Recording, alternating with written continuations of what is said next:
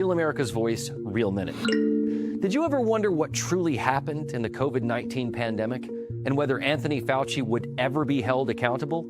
I think we all have. Filmmaker Jenner First has an upcoming documentary that searches for truth, transparency, and accountability called Thank You, Dr. Fauci.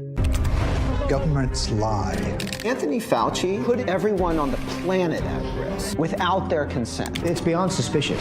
Research caused a pandemic, killed 20 million, and cost $25 trillion. Fauci would prefer a lie. Public trust, national health, and global security are at stake as this documentary digs through thousands of pages of documents and interviews with former officials.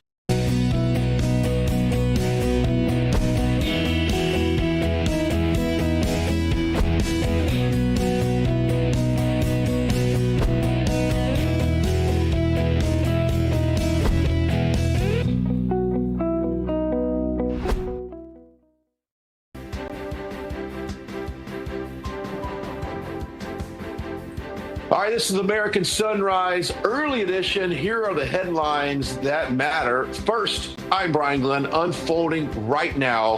Here's what's driving the day. Across the southeast, a powerful bomb cyclone slamming the region. Hurricane-force winds, blinding snow, entire communities in the dark from North Carolina to Florida. This storm is paralyzing travel and testing the infrastructure. What's next and how long will it last? That's straight ahead. Meanwhile, what began as an awareness spirals into chaos. The Ice Out movement goes national. Protests turn violent. Daytime marches, nighttime arrest. The current clash straight ahead. And on Wall Street, the market. Shock for the history books. Silver down more than 30% and its worst day since 1980. Gold tumbling down double digits. Massive sell-off right now. The opening bell hours away. Investors are bracing for what comes next. American Sunrise Early Edition starts right now. Welcome to American Sunrise Early Edition. The show where faith, freedom, and the values that built this nation take center stage. You people and others like you built this country. Join us as we break down the stories that matter. F-A-F-O. If you don't know, now you know. American Sunrise Early Edition on Real America's Voice starts now.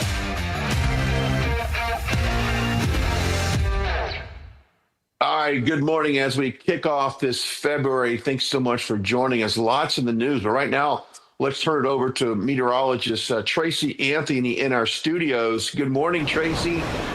For all of those that are watching right now, what you see down at the bottom of the screen, scan that QR code and you can join the Weather Nation family. Even better, you get your hometown forecast right here. So head over to Real America's Voice, the chats on Getter, Rumble, YouTube, and all of that. But first, let's toss it over to Tracy.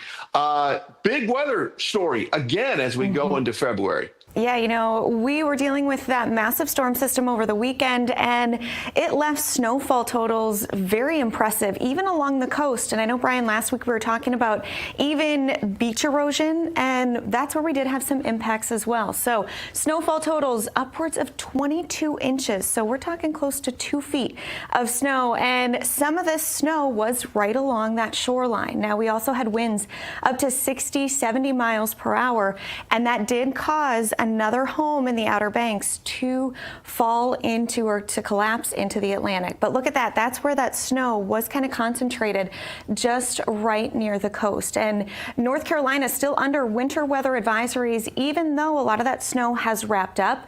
The cold temperatures are keeping those roads extremely icy and extremely slick. So hazardous travel here this morning, and that stretches down to Myrtle Beach, South Carolina. Now, if we expand across the southeast, it's not just the winter weather advisories, but look at this. We have the extreme cold warnings. So a lot of us are feeling temperatures 20, 30 degrees below our typical daytime temperature, and our overnight temperatures are breaking records. And we broke a record here in West Palm Beach yesterday morning. 30 degrees is where we started off the day. So Areas like South Florida, West Palm Beach, Miami, they also broke a record at 35.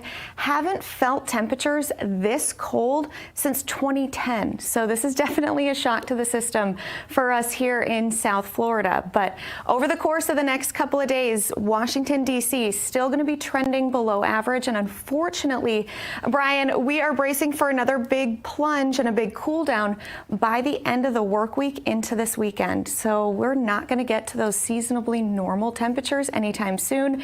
And the temperatures are really the big story, because if we look at that precipitation outlook, we're not picking up much in the way of rain or snow here across the region for the next day. As we get into Wednesday, though, we are going to be tracking another system that will bring some rain to the southeast. It's also going to bring another shot of snow to areas like Virginia and across the mid-Atlantic. So that's going to be kind of that next big weather system we're tracking into the week this week. Now, if we take you out to the West Coast, that's where temperatures are setting record highs. So it's extremely warm. We kind of have a 180 depending on which coast you're on, Brian. Mm-hmm. You know, Tracy, it's interesting. We were kind of talking in the break that we came off a very uneventful hurricane season, right? Almost, if I'm not mistaken, no major hurricane even touched land. And then we transition into winter. And I would have never thought that people down in West Palm Beach would have to leave their faucets dripping overnight to ensure that you don't have any pipes that freeze. What a crazy weather pattern we've had so far. Yeah, you know, we were kind of stuck in the La Nina weather pattern where it's very active across the northern half of the country. And now the last 2 weeks, we've started to see that shift where we're getting these storms out of the south, and those south storms are pulling that cold air down south to South Florida. So that's why we're really feeling it here. And hey, I wish that cold air can stay up by you guys. No, I don't want it either. But, all right. Well, thank you so much. We'll see you on the American Sunrise edition. Now, with our lucky hometown forecast selections, make sure you scan that QR code and get signed up with that. All right. As we start this morning, we want to begin with God's word. Today's verse comes from Romans 5:8. It reads, "But God demonstrates his own love for us in this: while we were still sinners, Christ died for us. Praise God." Good way to start today. Now, moving on, nationwide protests, anti-ICE protests.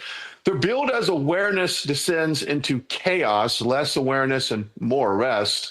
It's interesting. I was in California over the weekend, and I saw flyers on fronts of businesses saying, hey, we're not going to be open today. We're going to ICE out nationwide, be a part of this movement. And I thought to myself, this has to be one of the dumbest ideas the left has ever come up with, as far as they want to basically shut down their business, not allow their employees to make money, not allow us to generate revenue for the business so they can pay their bills, all in the name of stopping these protests. Now, these protests trace back to Minneapolis, and which is ground zero for all of this chaos. Of course, it's a massive fraud allegations. Now, check this out. Dr. Oz said that he's uncovering similar red flags in Los Angeles. Take a look at this. So you can see these are medical buildings. They've got Cyrillic writing, Russian, Armenian writing. Both sides, there's lots of action, it seems. I don't know how many patients are getting care, but in this 4-block area in Los Angeles, there are 42 hospices. So either there are a lot of people dying here, or you've got a fraudulent activity that is so good that everyone wants to get in on it. I'm in Van Nuys in Los Angeles, and this boarded up area above my head here is a big hospice center. There are apparently quite a few hospices around here, 42 within a 4-block radius. And these guys stole $16 million. Listen carefully. The main guy went to jail for 2 years, for stealing $16 million, which is a good trade-off for a lot of folks. And if you look at it, it's pretty indescript. There wasn't anyone really in there. They weren't doing any services. They just got an address they could claim was a hospice, and then they ran the business claiming people were at home getting services, which they really weren't. What we have learned is there's roughly $3.5 billion fraud taking place here in Los Angeles in hospice and home care. It's run quite a bit of it by the Russian-Armenian mafia. You notice the lettering and language behind me is of that dialect. And it also highlights the fact that this is sort of an organized crime, mafia deal where you've got folks who have systemically recruited doctors to write false prescriptions, hundreds of doctors participating. They've got 100,000 patients who they've tricked or paid to give them their beneficiary numbers so they can perpetuate the fraud. And then the criminals are just running the whole organization and quickly scurrying away when law enforcement does get around to prosecuting them. Unfortunately, in California, there has not been a lot of attention on these problems. That's going to change. The U.S. Attorney, the FBI, everyone's now focused on the fact that in this state, which has about $30 billion worth of home and community-based services, most of it might be fraudulent. Those are big numbers, and we're taking it seriously. The president's not going to tolerate this anymore. If you're just like me, all of this fraud that they're able to expose, these are from like independent journalists, if you will. We'll talk a little bit more about that later. I'm in communication with Dr. Oz as of yesterday. He's going to get us more information on what he found there in Van Nuys. All right, with protests spreading, President Trump is warning deep blue cities, they're on their own, and that only federal property will get full protection. The bottom line is this: no federal help without request. Federal property will be defended. ICE and Border Patrol ordered to act forcefully.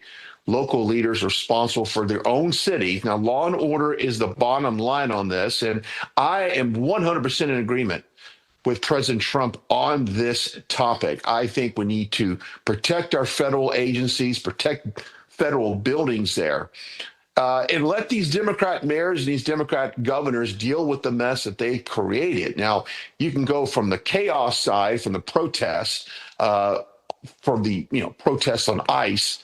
Then you've got the fraud. You've got all of that. And as Dr. Oz had spoken about with the hospice situation, they've also got a daycare problem. We'll talk a little bit later in the show about that down south of San Diego. But what is really interesting is, once again, what is making headlines is the fraud, the corruption, and the abuse of taxpayer dollars. That is what is so upsetting in all of this. And then there's so many foreign conflicts and there's so many things that are in the news right now. But this type of activities, defrauding taxpayer dollars, most of the time it's from a foreign-born immigrant that's come here.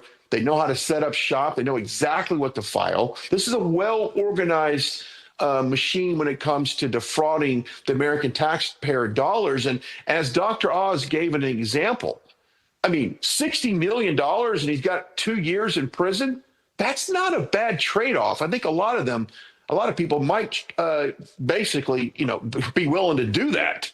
We'll keep an eye on that situation. I know that we're hoping to get Dr. Oz on the show here the next couple of days to talk more about what he's finding. So coming up, from Minnesota to California, the fraud trial is expanding, and the person who put California, Nick Shirley, on the radar joins us coming up. Stick around. American Sunrise Early Edition starts right now.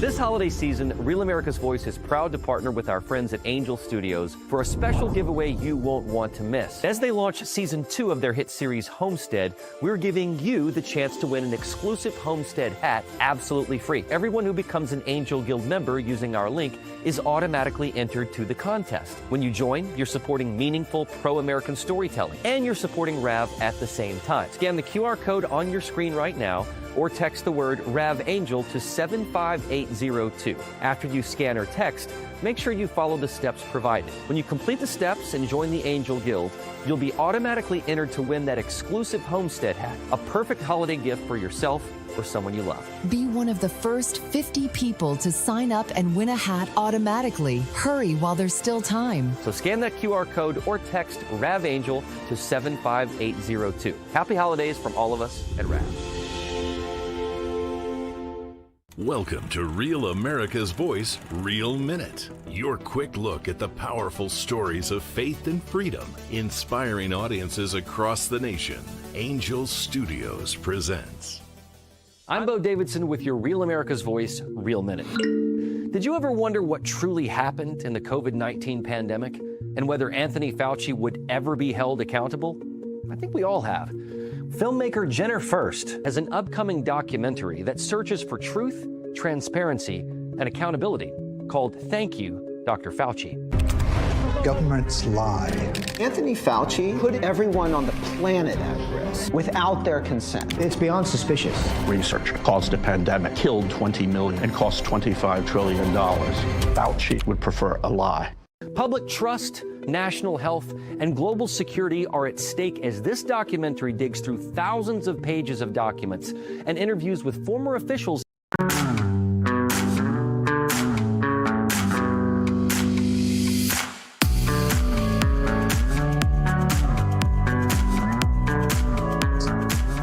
All right, welcome back. American Sunrise Early Edition. I am Brian Glenn. This is a quick look. You're looking at right now the groundhog ceremony. And as I was saying earlier to our control room, if that little rat comes out of the ground and mentions 2 words about extending winter, it's going to be open season on him. And I will come prepared to take care of that situation. But anyway, we'll keep an eye on what his forecast is coming up. But we've got a quick check of some other headlines that we're tracking right now. The Melania documentary had a huge box office over the weekend, the strongest opening for any documentary in nearly a decade, despite predictability of the media pretty much smeared it. Audiences showed up and proved them wrong. I'm a big fan of the Melania thing, just going to say. All right, next headline. Bill and Hillary Clinton face contempt of Congress. House Republicans set to vote on this week after subpoenas were ignored in the Epstein investigation. The decision now moves to the House. There'll be a vote on that. We'll see how that goes. And also, one more crossing the wires. California wants to tax you, get this, for every mile you drive. That's another reason to leave that state. Pay by the mile. The state says it needs money. It needs money? What? As the gas tax revenue falls, electric cars rise, even as billionaires and major companies continue to leave. The bottom line for California, nothing is free. We're definitely going to talk more about that story a little bit later in the week, as I've got some intel on it. So I'd like to share that with you. All right, now to a developing investigation. Journalist Nick Shirley was on the ground in California investigating so-called ghost daycares in San Diego. They were licensed, they were funded, but they had no kids. Check it out. It's Nick Shirley, our state, guys. Look. It says there's 14 children enrolled here. You don't care. This is my daycare. Then where are the children? You don't care. Where are the children at? It's not enough, Minnesota. You come here. Where are the It's not enough. Crazy. And the person put California on the radar, working with Nick Shirley, joins us now. Amy Reichert, the chairman of Restore San Diego. Amy, take us back to the beginning of all of this. How did you first learn about these suspected ghost daycares? So interesting. I was really inspired by Nick Shirley and what he was doing in Minnesota. So I started researching state inspection records of these daycares, and a very clear pattern emerged. The state would come in and inspect these places. There would be up to 39 kids enrolled and 0 kids present in the middle of the day, in the middle of the week, over and over and over. And that's when I reached out to Nick Shirley and I said, come on out to California. Yeah. And so how long did it take you before you found one, and then you found another, and then you found another? Was it pretty much instant that the fraud was there? So I went about this alphabetically. I did not focus on any ethnic group, and I started with the A's, and within the first hour, I found 3. It was amazing. Okay, so I'm sure Gavin Newsom doesn't want any of this negative. He wants to root out the fraud and abuse and corruption in his state. So I'm assuming that he reached out to you, Amy, and said, all right, what can we do to stop this, right? We all know fraud is bad. And what was Gavin Newsom's reaction? He reacted by disabling some of the search fields that we were using on the public record database. Oh, Yeah, and then his Gavin Newsom press office, which is an X account run with our tax dollars, called me Donald Trump's stooge. So, that's when you know you're onto something, is when they're name calling you and trying to shut you down. Yeah. Is there any, I would say, like we had Somalia in Minnesota, is there any type of what nationality that's behind some of these fraud cases, or is it just everyone? So I'm in San Diego, and we have the 4th largest population of Somalians living here. And it was because Obama actually focused on certain areas of the country to do resettlement. That's just a fact. That's not my opinion. And you cannot tell just by looking at these public records if someone is Somalian or not. But I can tell you, when Nick and I started knocking on some of these learning centers, yes, the licensees, the owners were Somalian. So we've got the hospice situation there in Van Nuys, which is LA County. Then you go south in San Diego, we've got the fraudulent daycares. There's no, the fact that America was in love with Doge just clearly defines why you guys are doing this right now. It's hugely successful. How can people keep up with you? I know you guys are on the ground there doing your thing. What's the best way to do that? On social media? Absolutely. So I was just appointed special investigator in charge of California Doge. So reach out to me. You can find me on X at Amy FOR San Diego. I'm also on Instagram. I check every single message. So believe me, if you have proof of fraud, I will read your message. Amy, I appreciate that. Let's stay on top of this story. We'll have you back on, because I think this will develop across the country as we root out that waste, fraud, and abuse by independent journalists like you. We really appreciate it, Amy. Thank you. Thank you. All right, joining us now for a quick word from one of our sponsors. International disputes, inflation, rising national debt, digital currency.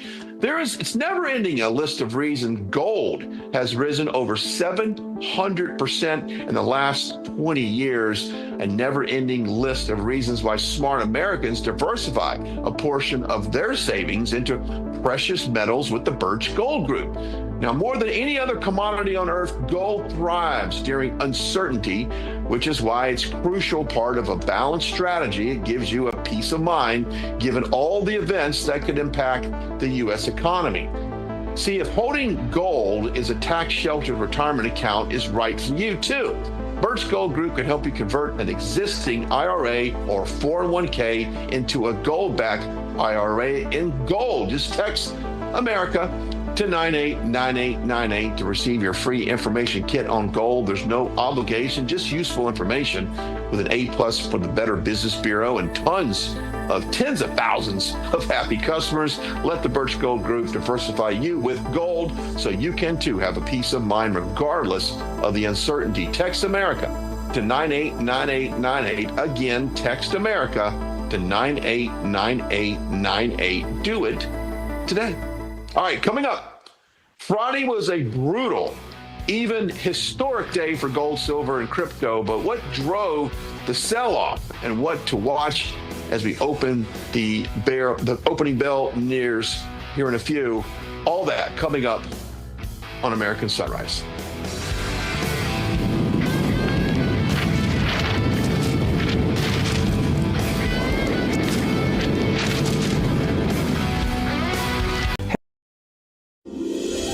This holiday season, Real America's Voice is proud to partner with our friends at Angel Studios for a special giveaway you won't want to miss. As they launch season 2 of their hit series Homestead, we're giving you the chance to win an exclusive Homestead hat absolutely free. Everyone who becomes an Angel Guild member using our link is automatically entered to the contest. When you join, you're supporting meaningful pro-American storytelling, and you're supporting RAV at the same time. Scan the QR code on your screen right now, or text the word RAV Angel to 75802. After you scan or text, make sure you follow the steps provided. When you complete the steps and join the Angel Guild, you'll be automatically entered to win that exclusive Homestead hat, a perfect holiday gift for yourself or someone you love. Be one of the first 50 people to sign up and win a hat automatically. Hurry while there's still time. So scan that QR code or text RAVAngel to 75802. Happy holidays from all of us at RAV. Welcome to Real America's Voice, Real Minute. Your quick look at the powerful stories of faith and freedom, inspiring audiences across the nation. Angel Studios presents. I'm Bo Davidson with your Real America's Voice, Real Minute. Did you ever wonder what truly happened in the COVID-19 pandemic and whether Anthony Fauci would ever be held accountable? I think we all have. Filmmaker Jenner First has an upcoming documentary that searches for truth, transparency, and accountability called Thank You, Dr. Fauci. Governments lie. Anthony Fauci put everyone on the planet at risk without their consent. It's beyond suspicious. Research caused a pandemic, killed 20 million, and cost $25 trillion. Fauci would prefer a lie.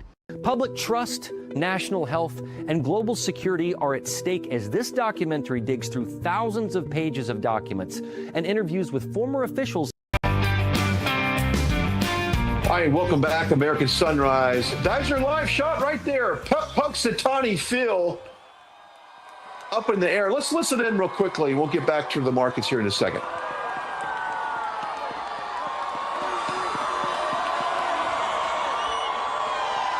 Not quite sure if he saw a shadow or not. Let's see if it's announced. Gentlemen, gather round.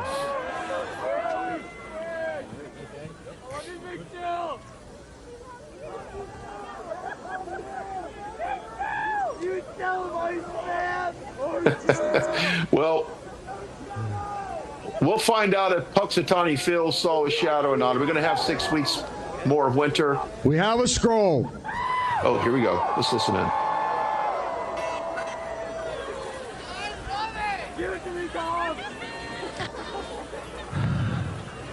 Okay.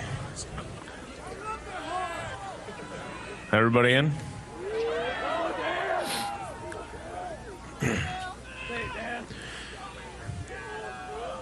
Hear ye, hear ye, hear ye. Now on this February 2nd, Punxsutawney Phil, the seer of seers, prognosticator of all prognosticators, was awakened from his wintry nap at dawn on Gobbler's Knob. Phil looked to the skies and then, speaking in groundhogese, directed President Dunkel to the proper scroll, which reads, "It's my great honor to answer your annual call. Just up in a second. So I rise again this morning to greet you all. But today I wake thinking of numbers and time. America turns 250 and I'm at least 139.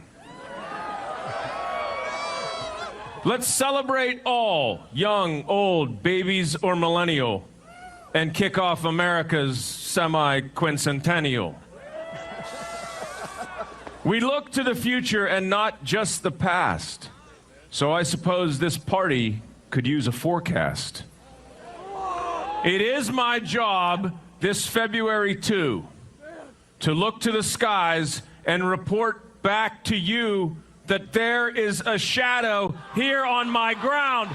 6 more weeks of winter abound. I don't want to hear it. Dip out of that. Dip out of that. 6 more weeks of winter. No. All right, let's focus back on these markets. Right now, markets are on the edge this morning, just about 30 minutes away from the opening bell. Gold, silver coming off a sell-off, not seen in decades, leaving investors watching closely for what comes next. Joining us now is Seth Denson, a business and market analyst. For one thing, first of all, Seth, I want to get your thoughts on Punxsutawney Phil real quickly, calling for more winter. Meanwhile, in the market, springtime is here again, Brian. That's my prediction. I will say, and you know this well, being a Texas guy, I still have about 3 inches of ice and snow on the ground in my front yard. So I couldn't be more eager for those 90-plus degree days that we get here in Texas. So I agree. All right. Well, the market has been hot. Obviously, President Trump announcing a new Fed chairman. Kevin Warsh. First of all, what's your thoughts on him? And then we'll get into what you can potentially see happening in these markets. You know, depending on what radio station you're dialed into, Brian, you had a lot of trepidation over who Trump was going to pick. Was he going to pick a puppet? Was he going to pick a true economist that really understood monetary policy? He went with the latter, by the way. So any of these naysayers, by the way, this is why we saw gold and silver doing what it was doing, was because people sometimes don't get their information from true sources. And unfortunately, they were buying into the lie that the president was just going to pick a puppet that didn't really understand economic policy. He didn't. He picked someone that has been around the block, that understands this. The youngest Fed governor, actually, in history. He served during the Bush administration, came in 2006. This is a true economist that understands the importance of balanced monetary policy. And we're seeing that in the markets and how those investors are reacting this morning. Okay, so we reported gold, silver moving quite a bit. Your thoughts on that? Well, so people will flood to gold and silver, precious metals, when they're concerned about what the broad global economy is doing, and specifically the U.S. economy, given as big of a player as we are in the global economy. We saw that starting to rise during the Biden administration, obviously, when people just kind of didn't understand at all what was going on with monetary policy. Janet Yellen going completely insane over how she was running the Treasury Department. And so fast forward now, and gold and silver has really been at an all-time high, awaiting this pick. What happened was, when this was announced, people, investors specifically, went, okay, we've got seriousness coming in. We've got more of a balanced approach. Jerome Powell, nobody really trusts anything the guy says anymore, talking about transitory and all these other things.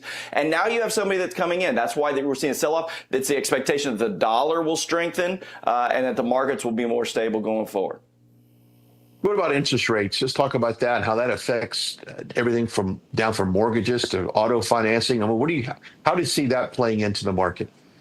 You know, I don't know that Warsh will be a big presser of lowering interest rates. And honestly, Brian, I don't know that we need to see interest rates lower. What we need to see is the 10-year Treasury balance out, because right now yields are still up over 4%. When you think about where what we call basis points, that's the amount over the Fed fund rate that drives actual monetary accessibility. So where I get a loan for a mortgage or a business gets a loan for their business, it follows the 10-year Treasury. And what we're seeing right now is we're seeing mortgages about 200 to 250 basis points over where the fund rate is. It should be about 150 basis points. That means we should be seeing mortgages around 5%, which would do amazing things for the overall economy. But the challenge right now is this lack of economic certainty. That's what's driving investors up. It also is a driver of what we saw, again, as I mentioned earlier, under the Biden administration, so many Treasury bonds issued because the government kept printing money over and over again, and they were open about it. So my hope is that what we will see in the coming months as Warsh takes his position is that long-term investors realize the U.S. economy is not as risky as it once was, and we start to see that 10-year Treasury come down. We see those basis points come down over and above the Fed fund rate, and people can access mortgages and business loans again. Beth, you always break it down in a way that we can understand it. I just wish I could tell you that you can put that ice scraper away there in Dallas, but it looks like you're going to have to keep that in your car. You've got some more winter coming your way. The air conditioning will come soon enough, my friend. That is true. That is true. I appreciate your time. Thanks for joining us. Thanks, buddy. See ya.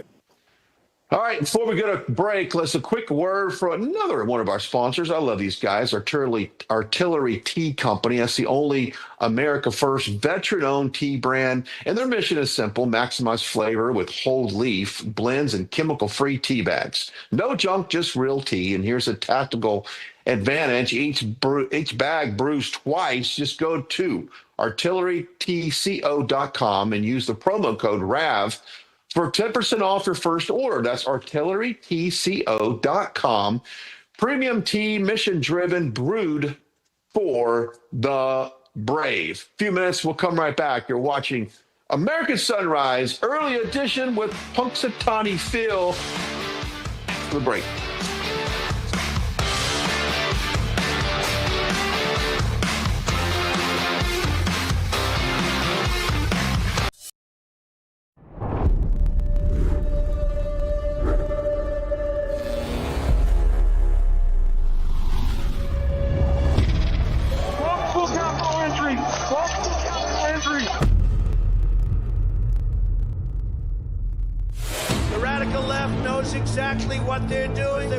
seal the election.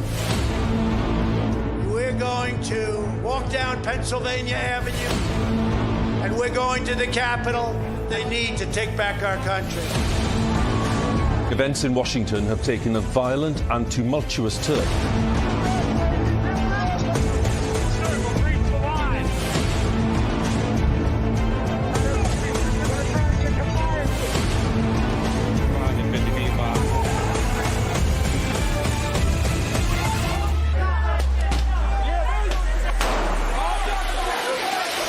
January 6th wasn't just a moment in history. For thousands of Americans, it was the moment their voices were taken. It's insurrection. They were persecuted, hunted, Seditious conspiracy. but behind prison walls, something unexpected happened. They found their voice again. Started singing the national anthem. We took it up to him at Mar-a-Lago. He goes, I'll put my voice on it. Our supporters made this go platinum. Real America's Voice is telling the real story of January 6th like you've never seen it before. Everybody, this must be peaceful. This is not the story you were shown. I take responsibility. This is the story they live. Government entrapment scheme that this actually was. The J6 Patriots are no longer staying silent. They are speaking, they are standing, and they are telling the truth. You can't kill us. You can't beat us. Scan the QR code or visit RealAmericasVoice.com. Real America's Voice presents The Sleeping Giant. Available now. Welcome to American Sunrise Early Edition. The show where faith, freedom, and the values that built this nation take center stage.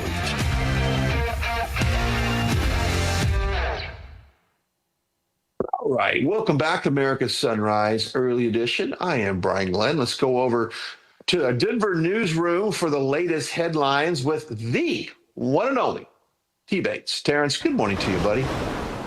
Hey, Brian, good morning. Happy Monday to you. It was a busy weekend, Brian, and a lot to talk about on this Monday morning.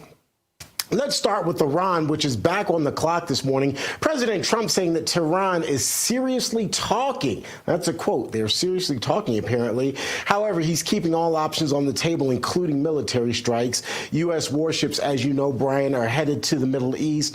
President Trump is out with this message saying that we're going to keep a strong posture and that he's open to a deal. Quote, I hope they negotiate something acceptable. Brian, what are your sources at the White House telling you in terms of what may happen moving forward? How optimistic are you that Iran is going to negotiate in good faith and that there will be a, quote, acceptable deal? I think as time goes on, I think there will be an acceptable deal. I kind of predict it in a way, and I did it in a joking way, but I didn't mean any joke by this, that we would perhaps strike them over the weekend, kind of being a consistent pattern, especially moving all those assets in that region. So I'm very optimistic now. If President Trump indeed has said that they are, open, or if he seems optimistic, then this is good progress. Yeah, it's definitely good progress. The one thing that gives me pause, Brian, is it's Iran. And I hate to say that, but it's Iran. Yeah. That's what gives me pause. Yeah. And even if there is a deal that is struck, I'm wondering how long they'll actually adhere to that agreement. Iran has been known to enter agreements and then within months, sometimes even within weeks, veer left on the agreement, and then we're back to point A. Yeah, you're right. And I've noticed a lot of protests around the country. In Los Angeles over the weekend, there was a big one outside of City Hall. A lot of Iranian Americans there protesting, or at least I say protesting, being there in support of making a deal. So people want change. Let's just see if it happens. Yeah, it's funny, and maybe I'm just this shallow, but there's a Netflix series about Persian families, and it basically is all these families. It's I guess, what is that show? Basketball Wives, Persian Wives, or something like that. Mm-hmm. And it's about Iranian immigrants who are pretty rich living in Beverly Hills now, and I've kind of gotten addicted to that to some degree, only because of the situation in Iran. I'm like, oh, okay, this is kind of interesting. Kind of weird side note. I know. I'm just that shallow, Brian. All right. So look, ICE agents, don't tell anybody else that I actually mentioned that and that I actually watched that. ICE agents, as I was saying, I've been forced to chase a sex predator after a judge let the guy walk. The guy actually walked out the back door of a Manhattan courthouse. You see the headline here from the New York Post. The suspect is a migrant with a pretty violent past. This is his picture. His prior arrests include drugs, attempted rape, strangulation. Wow. ICE sources are furious, as you can imagine. Brian, why was this guy allowed to leave at all? It's crazy that he would be in court with that sort of history and be allowed to walk out the back door and now, once again, be on the streets and potentially terrorize Americans. I don't understand it. Ben Bergquam just the other day was talking about that what happens when they release these illegal immigrants from jail, it becomes a street race. It becomes, as soon as they walk out the back door or the front door, it becomes a chase that goes on to, the city streets. This is endangering, this is public safety issue. That I don't know why they can't physically say, okay, here's this criminal, I'm going to turn them over to you. Why does this have to be some sort of a Grand Theft Auto episode in real life? I think it's ridiculous. I wish they had a better policy. And that if they did, look, under the Obama administration, and we know how it took, they were able, the jails cooperated with ICE and immigration officials. They handed over these people. Now, it seems like it's the latest episode on Cops. We'll let them go out the back door. You chase them that way, and we'll see how it turns out. It's bizarre. And it's a public safety issue at its very core, at its root, grassroots, however low you want to get. It's a public safety issue.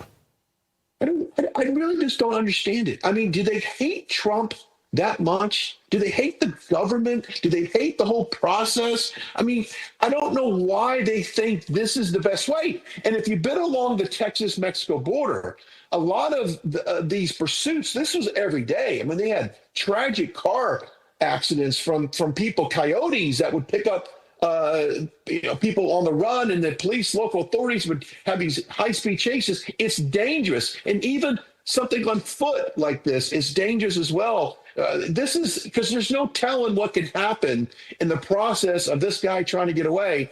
I wish they would change this policy. This is putting everybody in danger. Absolutely. Absolutely. All right, Brian, want to shift gears a little bit. A quick question for you. As a kid, and we're around the same age. Oh, yeah, prepare yourself. Brace yourself, Brian. Yeah. We're around the same age. As a kid, did you want to be James T. Kirk, or were you more of a Luke Skywalker kind of kid? I was more of a Luke Skywalker. I was 100% Star Wars. Okay. I went to the opening day.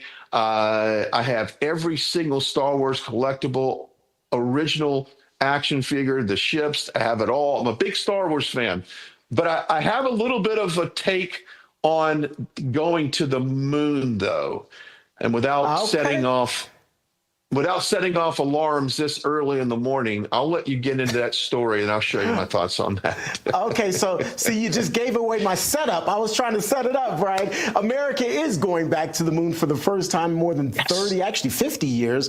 NASA is actually beginning a full practice countdown at the moment. 4 astronauts in quarantine as we speak. The new moon rocket is on the pad and ready to go. The launch window is just days away, we're hearing. There you have it. You can see the rocket on the launch pad. This would be the first crewed lunar mission since 1972.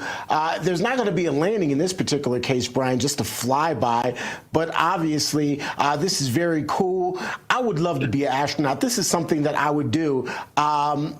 When Elon Musk started, or whoever it was, started doing those space tourism flights, if I could afford one of those to launch into space, even if just for 15, 20 minutes, I would be all over it, my friend.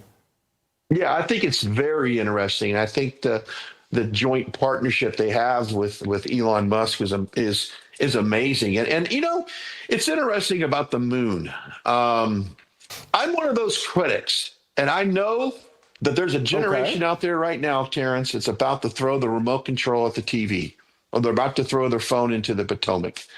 But I question the authenticity of actually going to the moon. Now, I know that's a very controversial topic, but I'm glad. So are you saying, explain, are you saying that you don't think we really went to the moon? That was fake to some degree? Is that what you're saying? Yes. Wow. Okay. Okay. I'm all ears. I would love to hear more on this. Go ahead. Well, Go ahead. Expound. There's a lot of documentaries that talk about whether or not we went to the moon or not. I look at some of the technology that supposedly was in place then that they didn't have then. We just later, decades later, came up with some of the battery technology. I've just got a lot of questions. I question everything now, Terrance. I'm sorry, I just question everything. I'm not mad at that. But I'm definitely not mad at that. Go ahead, sorry. But I'm very happy that we've made a commitment to go back to the moon. And I don't want to just fly by, Terrance. I want to go to the moon. I want, if they can live stream just about anything, which by the way, was the telecommunications technology up to par back in 68? When they went to the moon? Was that 68, 69? 1960. In the 60s. I don't remember the exact date. Late 60s. From 69 or from 68 to 72 is when we made several trips there. But I'm not sure the technology was even invented for some of the immediate communications. Think about this for a second. When I go remotely and I'm on a live view, a satellite unit for those that are watching us at home, there might be 2, 3, 4 second delays, the latency in that, because of just the way that everything's transmitted. So you're telling me that almost in real time, someone at the Johnson Space Center can communicate to somebody on the moon, and it's almost instantly back and forth, like you and I were talking on an analog line. I don't know. I know. Hey, Terrance, I know right now there's a lot of people at home that are just saying, this guy's crazy. I don't know what he put in his coffee this morning. I don't know what kind of weekend he had, but there's absolutely positively we went to the moon and this guy's crazy. And then there's others that are saying, okay, he's onto something. At least they're awake right now, Terrance. Absolutely. It's healthy to question any and all things, so I'm not necessarily mad at that. But let's broaden the scope a little bit to current day. The reality is the new race is the space race. This is really all about conquering space, if you will, or getting your piece of the pie, planting your flag, your proverbial flag as a country in space and getting the technology, because ultimately that's the next frontier. And I know I'm adding metaphors, if you will, from these various TV shows, but that really is the next kind of phase, if you will, of exploration and of kind of moving the needle forward is basically getting ahead when it comes to space exploration and all of the technology that goes into it. Yeah. Well, we were trying to race Russia on the space race. It was very political at the time. We had to beat Russia to the moon, which we did.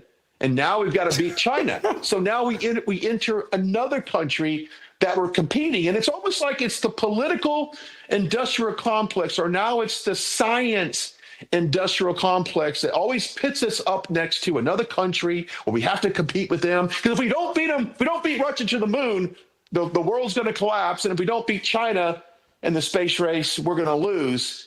I don't know. I look at it as one big, fake competition that if I wouldn't ask 100 Americans, are you concerned about going to the moon, Terrance? They're concerned about buying, putting their kid through college right now. Not going to the moon, but I do think it's pretty cool, though. No, it's definitely cool. Brian, I learned more about you in that segment than I think I've learned about you in the last 3 years that we've worked together. That was super fascinating. Don't call me, I'll call you. I like that. Terrance, God bless you. We'll see you in about 20 minutes on the other side. All right, Brian. All right. As we go to break, Real America's Music has partnered with Natasha Owens on the Somali Waltz. It's a satirical take on the Somali fraud story. We need your help to keep it climbing up. Let's make it number one. Go to download it on iTunes right now on the final stretch of American Sunrise. As we go to break, Somali Waltz Do it, download it. We'll see you here in a few minutes when America's Sunrise continues after the break.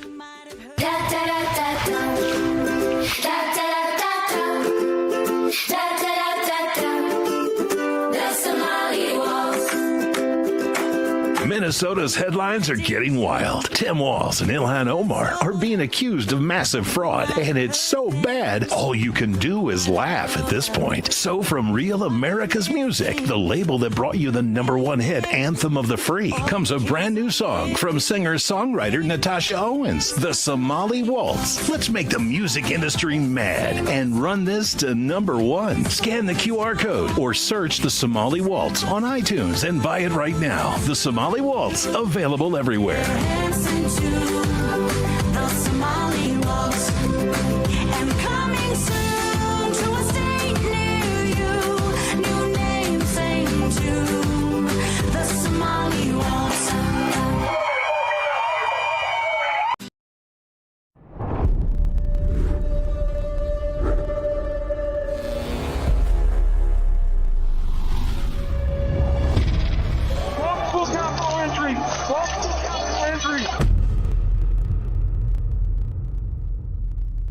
The radical left knows exactly what they're doing. They want to steal the election. We're going to walk down Pennsylvania Avenue, and we're going to the Capitol. They need to take back our country. Events in Washington have taken a violent and tumultuous turn.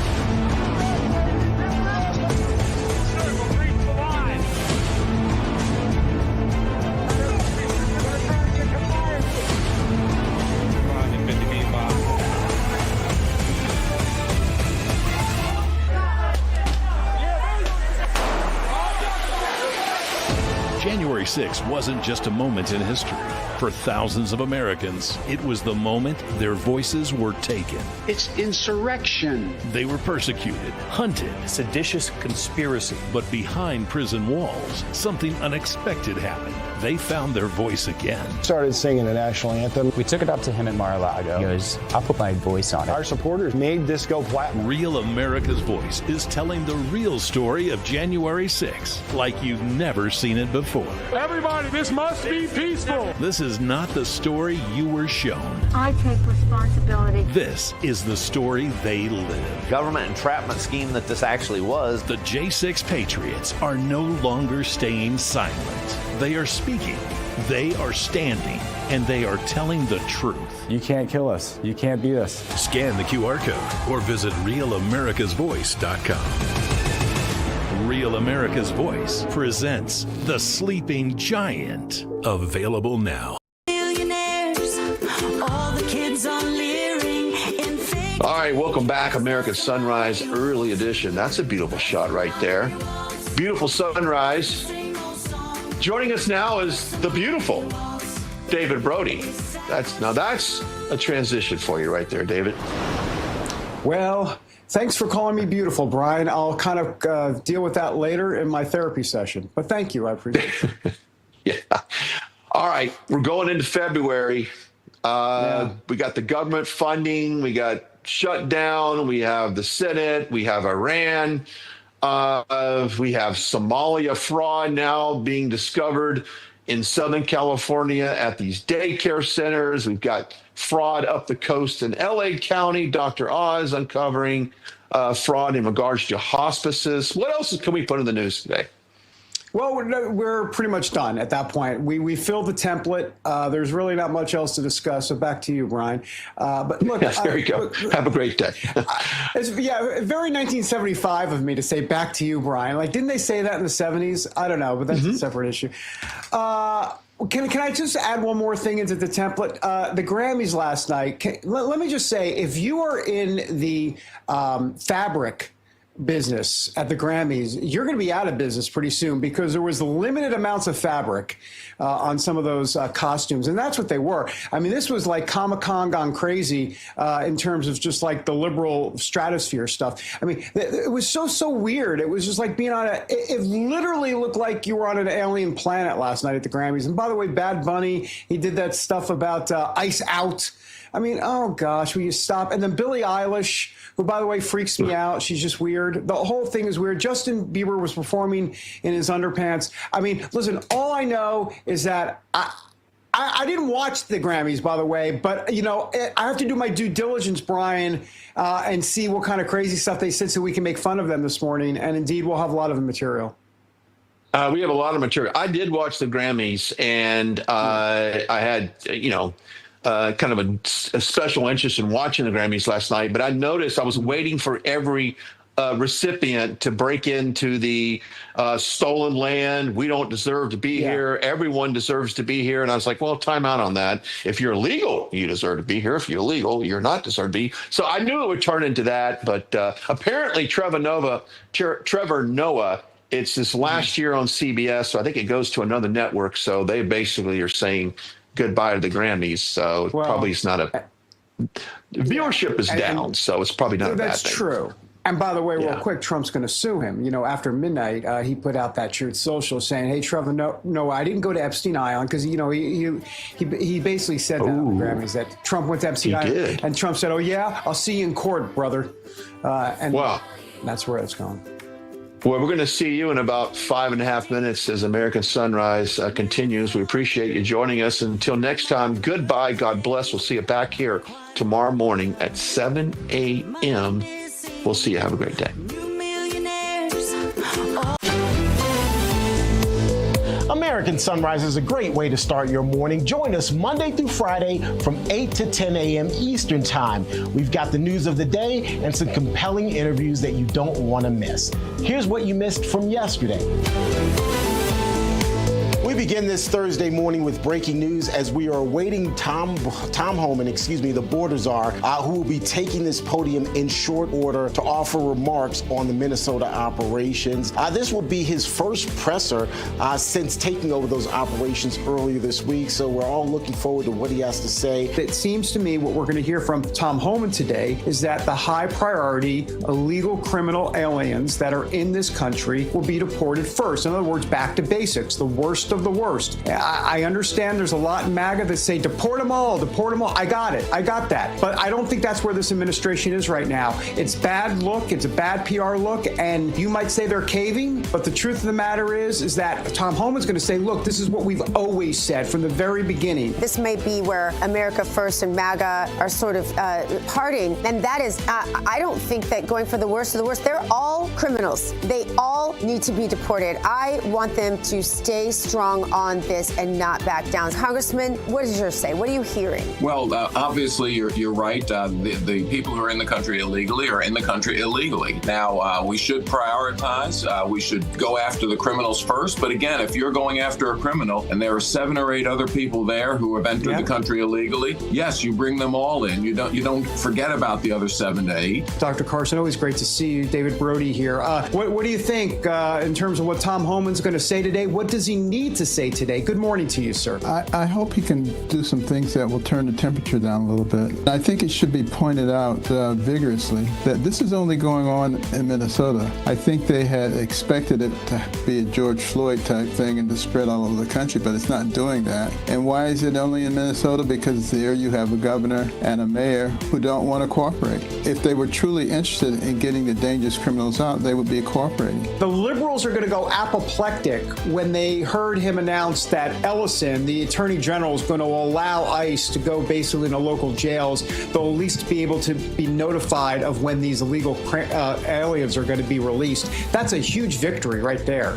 Yeah, the question on that end is, are they going to just be notified they're being released and they're going to release them out? Because other jails, like I was in Southern California last week riding with ICE, and there are jails down there that call ICE and say, hey, we're releasing this guy, but we can't hand them over to you. So what it ends up is a street chase where they let them out the front doors, and then ICE is chasing these guys down the street. I've been involved in multiple of those. Or is it going to be a coordinated, secure handoff?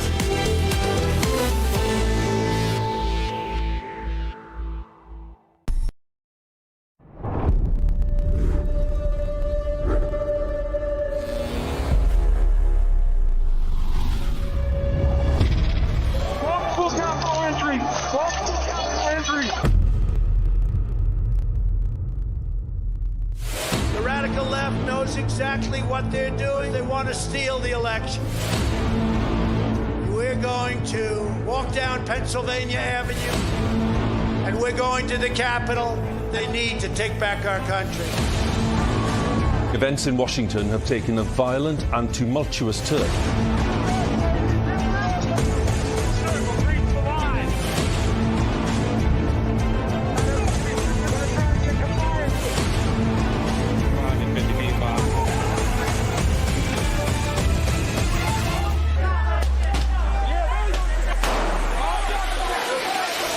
January 6 wasn't just a moment in history.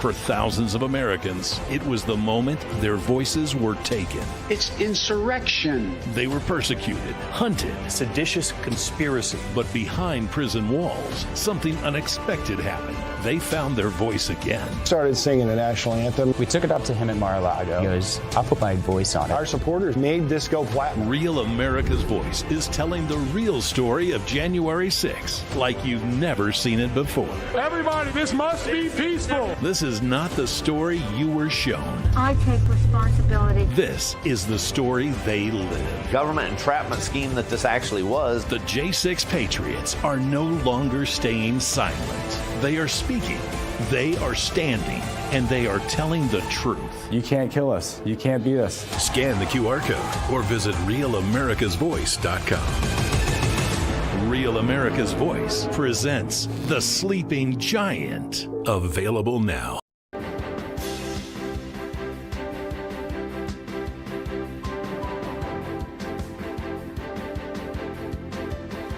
Just ahead, this Monday morning edition of American Sunrise, House Democrats digging in. Minority Leader Hakeem Jeffries says they won't help fast-track the Senate deal. So where will this end? We're going to have all of the latest developments for you. Plus, the Epstein files. The Justice Department has released millions of pages from their trove of evidence, including emails, photos, documents, videos, previously unseen by the public. We're going to break down what is in those records, what it could mean to the case, Epstein's victims, and more importantly, Epstein's enablers. Also later, the former co-founder of Ben & Jerry's releasing new flavors of ice cream, honoring Renee Good and Alex Preddy. How is America responding? Find out. We have these stories, so much more as American Sunrise starts right now. Good morning, America. Welcome to American Sunrise. Whether it's culture, We have breaking news to share with you. politics, President Trump is joining us live now from Florida. we've got you covered. This is what it looks like to be a patriot. We have to protect the American family. The American dream is still alive. I'm David Brody. I'm Terrance. And I'm Dr. Gina. Good morning. I'm Dr. Gina. Good to be with you while we are live with you from the Palm Beaches. Let's bring in David Brody. He's in Washington, D.C., and T. Bates is in our Denver newsroom. Good morning, gentlemen. Good morning, Gina. Happy Monday. 20-something degrees here. Can I complain yet?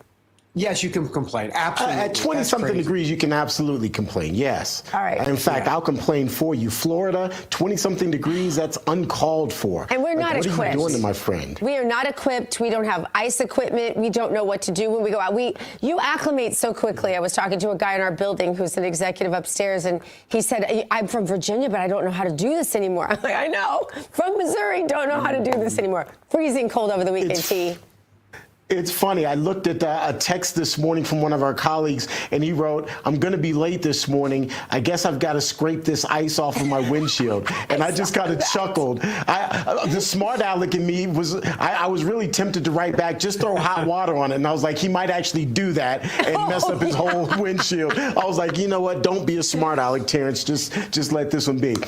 Hey, guys, so look, President Trump is, we obviously know, we reported a long time ago that he wants it to be the Trump Kennedy Center, but now he's really putting his stamp on it. Over the weekend, well, actually just overnight, he posted on Truth Social that he wants it to close for 2 years. Here's the quote: I've determined that the Trump Kennedy Center, if temporarily closed for construction, revitalization, and complete rebuilding, can be, without question, the finest performing arts facility of its kind anywhere in the world.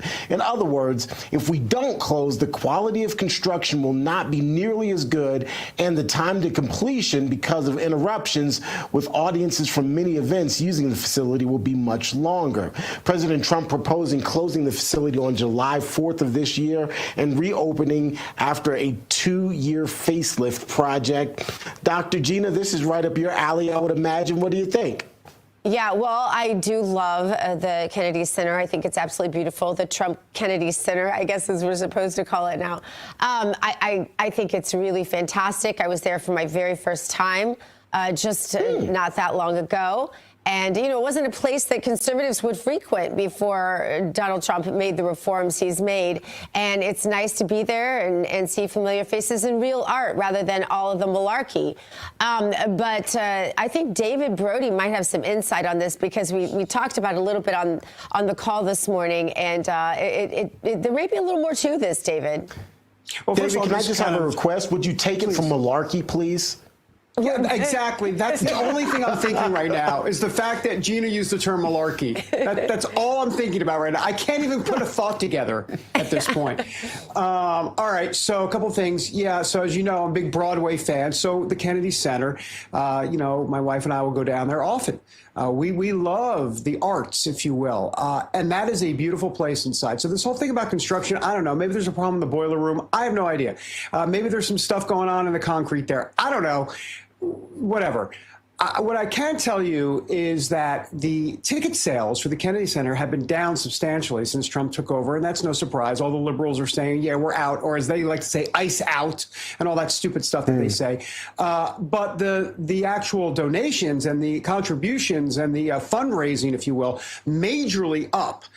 So, look, I think there's more to the story than just closing it for renovation for 2 years. That's a pretty drastic move, and so I guess we'll just wait and find out what else is going on, because David, I think there's more to the story. My question is, if the fundraising is up but the sales are down, I mean, isn't that a wash? I'm sorry, I mean to ask a stupid question. I don't understand why it couldn't stay open if the fundraising is way up and there's support for it. Another one of the questions that I need answered, Gina. I don't know. That is a good question. But you know what? You always I think he wants to close no malarkey from you. No malarkey. If I can just add really quickly, I think he wants to close it because he thinks that he can get the facelift or the reconstruction project done a lot faster if there are no crowds coming in and out of the facility. I think that's basically why he wants to close it. Just that's all I wanted to add, Dr. Gina. Our Bible verse, please. Yeah, well, we can get that. Did you have something else, David, real quick? I really had nothing else. Oh, okay. Well, you were raising your hand, man. It was confusing me. Malarkey.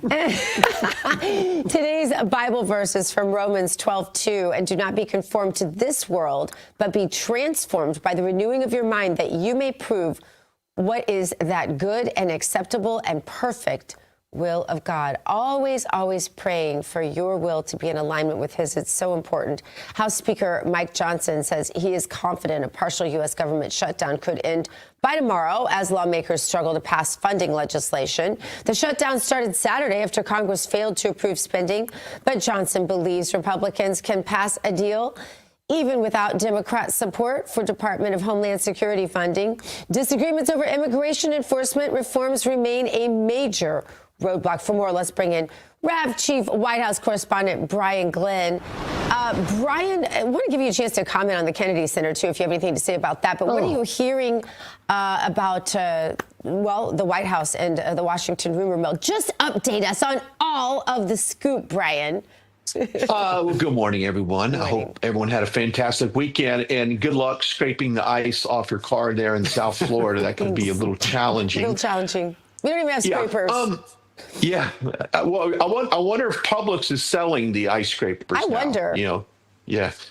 Publix has the I think best Speaker case, Johnson by the has way. a problem and of getting votes for this. I think this goes way past Tuesday, and I just do, because I think Democrats aren't going to help at all.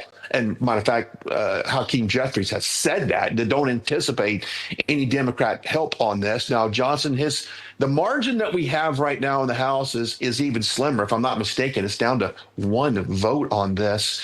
But it's all about funding, getting the funding out for ICE. And as these nationwide protests build and everyone becomes so, confident that this is what the country wants, at least that's what they think we want, The other side of the House feels like, well, this is something we need to continue to fund.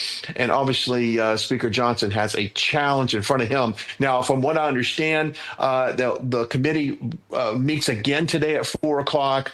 They'll discuss it, and it would go on the floor tomorrow as a vote. That would be Tuesday to vote. But I think the chances of it going past Tuesday is pretty good.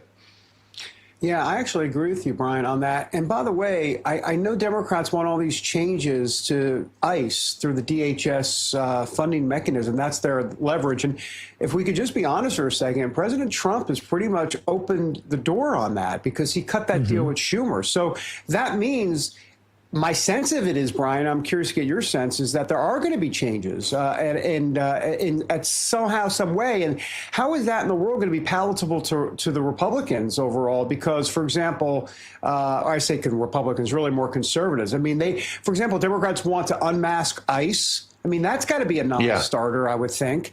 The body camera stuff should be okay. But then the lawsuits against, they want to see the lawsuits go forward against the federal government, as it relates to ICE agents. The Democrats seems like they're going to get some changes here, and Trump's willing to make that deal, it sounds like, to me. Yeah, maybe it's a different approach. I do think they need to keep the facial shields, the mask on them for their own public safety. As far as the other elements in this deal, I'm not sure as a conservative, what I would want to give up. Now, President Trump talked about how he's going to protect these federal buildings, that he won't get involved with these liberal Democrat mayors in these cities and these states. He's going to let them handle all of that. A part of me just wants to go like this and go, you know what, if you don't want us here, we're out, and good luck controlling your cities. But I know we do have an obligation to protect those that want us there. But man, this thing gets dicey. It's all about the majority in Congress, and it's all about what he can afford to lose. And look at his track record, Speaker Johnson. I mean, we're still waiting for a health care plan. Don't have that. We were told that was being worked on. So I think it goes past Tuesday. That's just my gut feeling on this.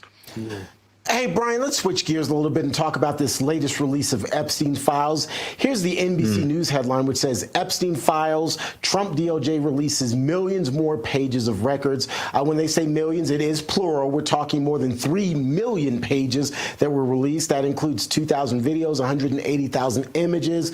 Unfortunately, there's no client list here. But, Brian, I'm not going to lie. When I read the headline initially that there were 3 million pages of documents released, my brain immediately melted and I went into Epstein fatigue.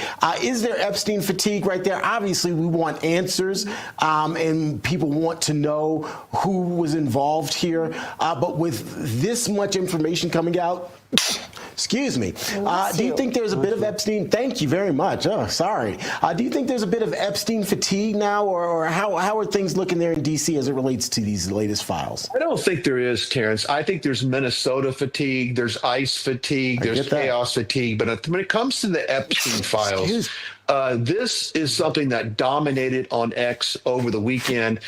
Millions of pages. We've seen names tossed out there that I haven't heard in years. We've seen images. We've seen some videos emerge as well in all of this. But will there be justice for the young women that were sexually exploited, raped, trafficked through Epstein and his whole client list? I wish I could confidently say that there will be, but I just don't see it. I really don't.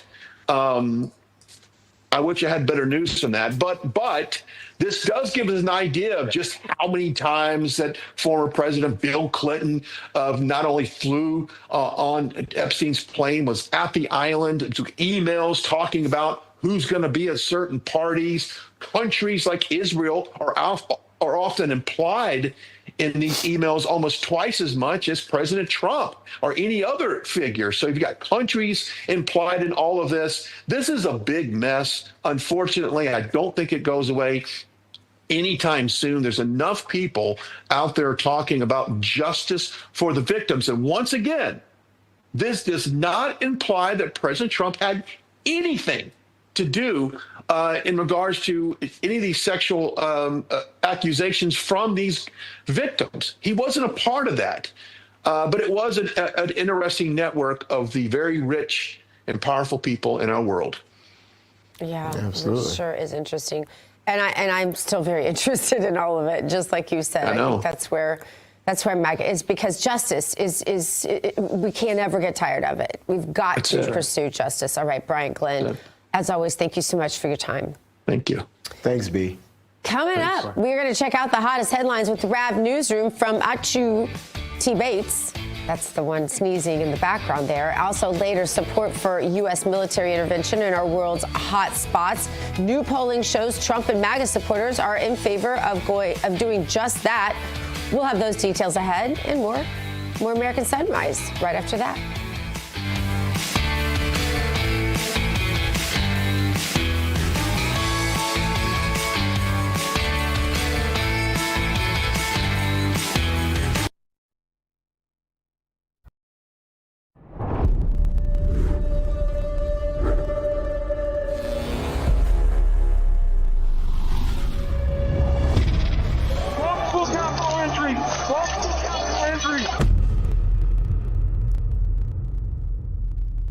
The radical left knows exactly what they're doing. They want to steal the election.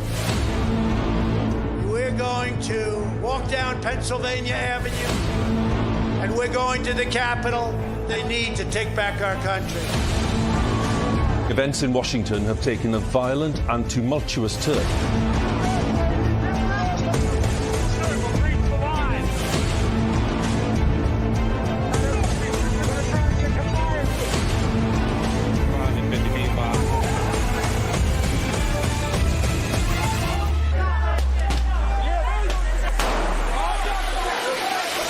January 6th wasn't just a moment in history.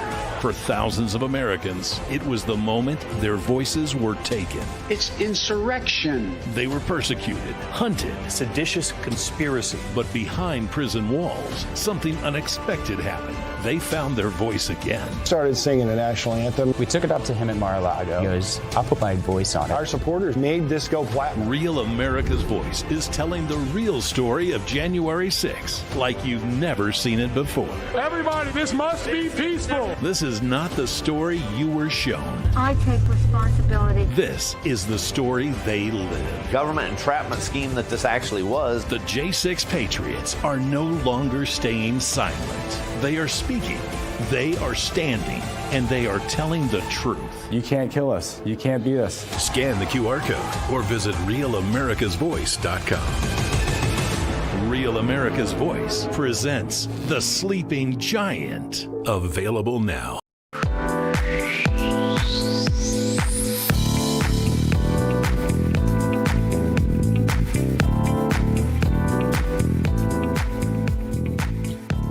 The foothills of the Rockies, Colorado Springs, Colorado. Every time that shot is on the screen, I always go back and say that my wife and I lived first 10 years of our marriage in Colorado Springs, Colorado. Absolutely beautiful. We skied 3 times in 10 years. I know. Go ahead and beat me up in the chat. I'm going to get into the chat in just a moment. Welcome back, everybody, to American Sunrise. I'm David Brody. All right, let's get to some headlines today. We got the government shutdown is actually technically going on as we speak. Will it end soon? T. Bates has got that. Sponsored by AMAC. The Association of Mature American Citizens is the conservative voice for Americans 50 and older. AMAC is fighting for the values that you hold dear. Join today. Together, we can write the course of America. Well, to answer David's question, House Speaker Mike Johnson says he believes he has the votes to get the government fully reopened, leading to a 2-week period during which Democrats and Republicans can debate immigration and customs enforcement changes. A partial government shutdown is currently underway as Johnson and his slim Republican majority are expected to take procedural committee votes today on the spending bills that were just passed in the Senate. A potential House floor vote likely wouldn't happen until Tuesday Tuesday at the earliest. Democrats want more oversight over ICE, even beyond the $20 million earmarked for body cameras for ICE agents. The list of changes for ICE operations include agents being unmasked and an end to roving patrols, among other things. President Trump calling on the board of what he refers to as the Trump Kennedy Center to cancel any events at the center after July 4th.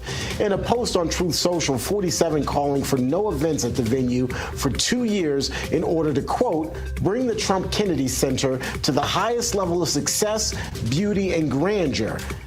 After the 2-year-long facelift, the commander-in-chief says the grand reopening will rival and surpass anything that has taken place at the facility before. The president is the current chairman of the board, which oversees the venue. The center has typically hosted more than 2,000 events per year, according to its website. Well, the 71-year-old man who falsely claimed he was the shooter who killed Charlie Kirk in the moments after Kirk's assassination is headed to prison for up to 15 years. The guy told police that he shot Kirk in order to hinder or delay the investigation into Kirk's assassination by giving false information. For that, he was sentenced to 5 years in prison as part of a plea deal. But in a separate case, the man is also facing 4 counts of sexual exploitation of a minor. Police say they found explicit pictures of kids on his phone after his initial arrest. As part of the deal, he pleaded guilty to 2 of those counts and was sentenced to 2 terms of up to 15 years in prison. All 3 terms are set to be served concurrently. That's a quick check of your headlines. Now let's get a quick check of your forecast. And folks, just a quick update for you. You may want to get ready for 6 more weeks of winter. That's the forecast from Punxsutawney Phil this morning after the groundhog saw his shadow. Let's get you over to Weather Nation's Tracy Anthony. Tracy, good morning. I'm sorry, I hate to try to outdo you with the forecast from a groundhog, but what do you think? Is he right this time around? You know what? He's got about a 35% success rate, and we're questioning it here at Weather Nation because there are some clouds out there, so we're not quite sure if he saw shadows. We're thinking maybe it could have been from the camera lights, but either way, he might be right, at least for the time being, because it's going to stay pretty cold across most of the eastern U.S. I mean, look at Myrtle Beach. This is from the snow over the weekend. Snow right along the beach. And it's not just Myrtle Beach. It was areas of North Carolina as well that had some significant snow. This is Atlantic Beach, North Carolina. Look at that. We're talking significant measurable snow. So some areas picked up close to 17 inches right along the shoreline. But Charlotte did break a record for 11 inches that fell on Saturday. So we do still have some winter weather advisories that are in place as that storm system continues to push offshore, and we won't have too many issues, but we're still breaking record cold temperatures along the East Coast. Even West Palm Beach could potentially break a record for a record low the 2nd day in a row. So we're still freezing down here, and so are the iguanas, Terrance. Oh, it was 45 degrees here yesterday. I'm just putting that out. Rub it in. I couldn't help it, Tracy. Good to see you. Thanks so much. By the way, we're going to get your hometown forecast in our next hour. Looking forward to that. We'll see you then, Tracy. Sounds good. All right. Up next, Iran's leader issues a new warning to the United States in hopes of averting another strike on the Islamic Republic. We've got expert analysis straight ahead. First, though, a quick look at this day in history.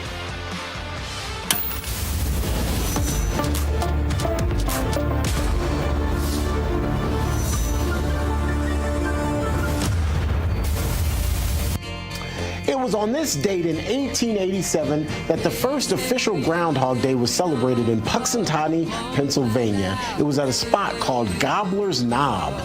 According to tradition, if the groundhog sees its shadow, it signals 6 more weeks of winter. And that's exactly what happened this morning. So brace for 6 more weeks of winter. If not, though, an early spring is on the way.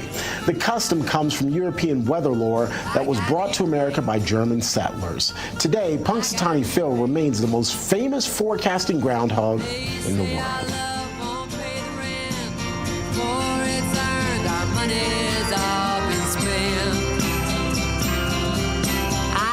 That's so we don't have a plot, but at least I'm sure of all the things we got.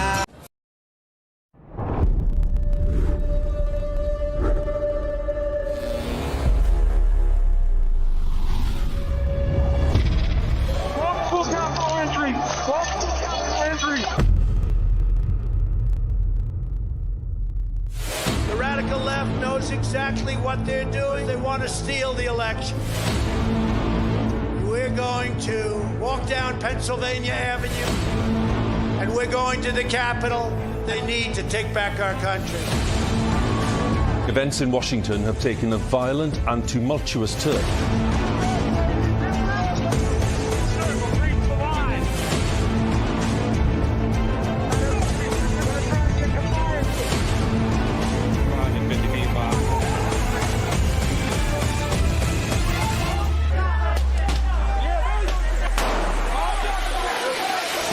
January 6th wasn't just a moment in history. For thousands of Americans, it was the moment their voices were taken. It's insurrection. They were persecuted, hunted, Seditious conspiracy. but behind prison walls, something unexpected happened. They found their voice again. Started singing the national anthem. We took it up to him at Mar-a-Lago. He goes, I'll put my voice on it. Our supporters made this go platinum. Real America's Voice is telling the real story of January 6th like you've never seen it before. Everybody, this must be peaceful. This is not the story you were shown. I take responsibility. This is the story they live. Government entrapment scheme that this actually was. The J6 Patriots are no longer staying silent. They are speaking, they are standing, and they are telling the truth. You can't kill us. You can't beat us. Scan the QR code or visit realamericasvoice.com. Real America's Voice presents The Sleeping Giant. Available now.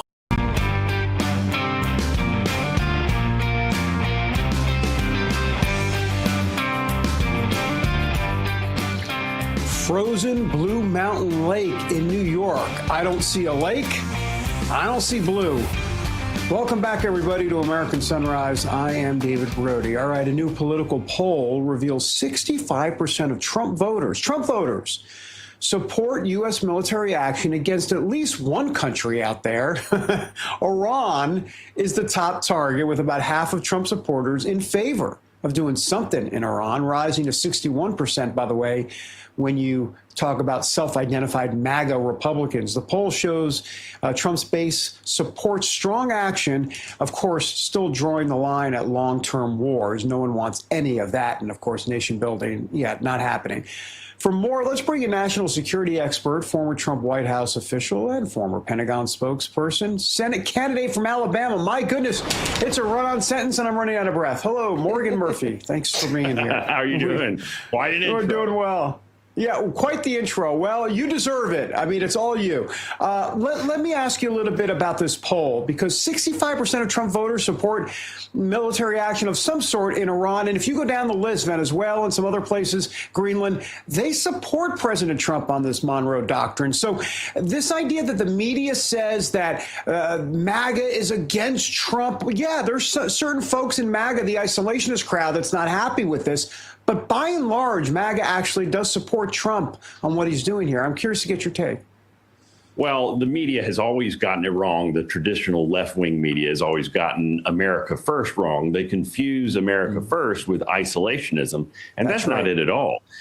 MAGA trusts President Trump to carry out what needs to be done without bogging us down, as you said, in endless forever wars where there are no American interests. I was in Afghanistan in 2011 and 2010, and at that time, we were spending $2 billion a week building roads and bridges and power plants and schools. And what did it buy us? Nothing. We were trying to drag the Afghans out of, I guess, the Paleo. They were already in the Stone Age. I guess we're trying to drag them out of the Paleolithic age up to the Stone Age.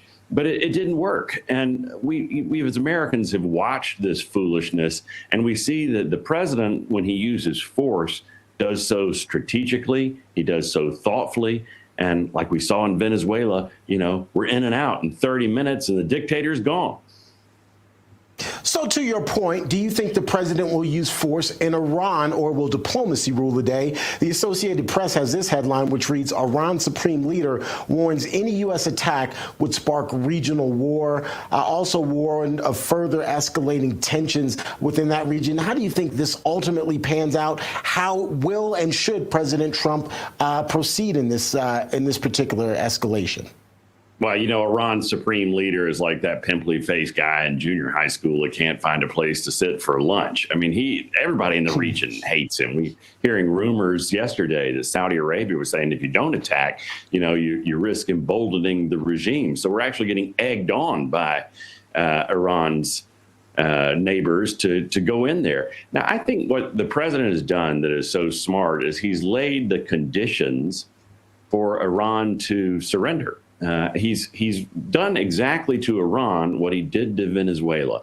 And the whole world was paying attention to Venezuela, right? We sent an entire carrier strike group off the coast of Venezuela for 6 weeks.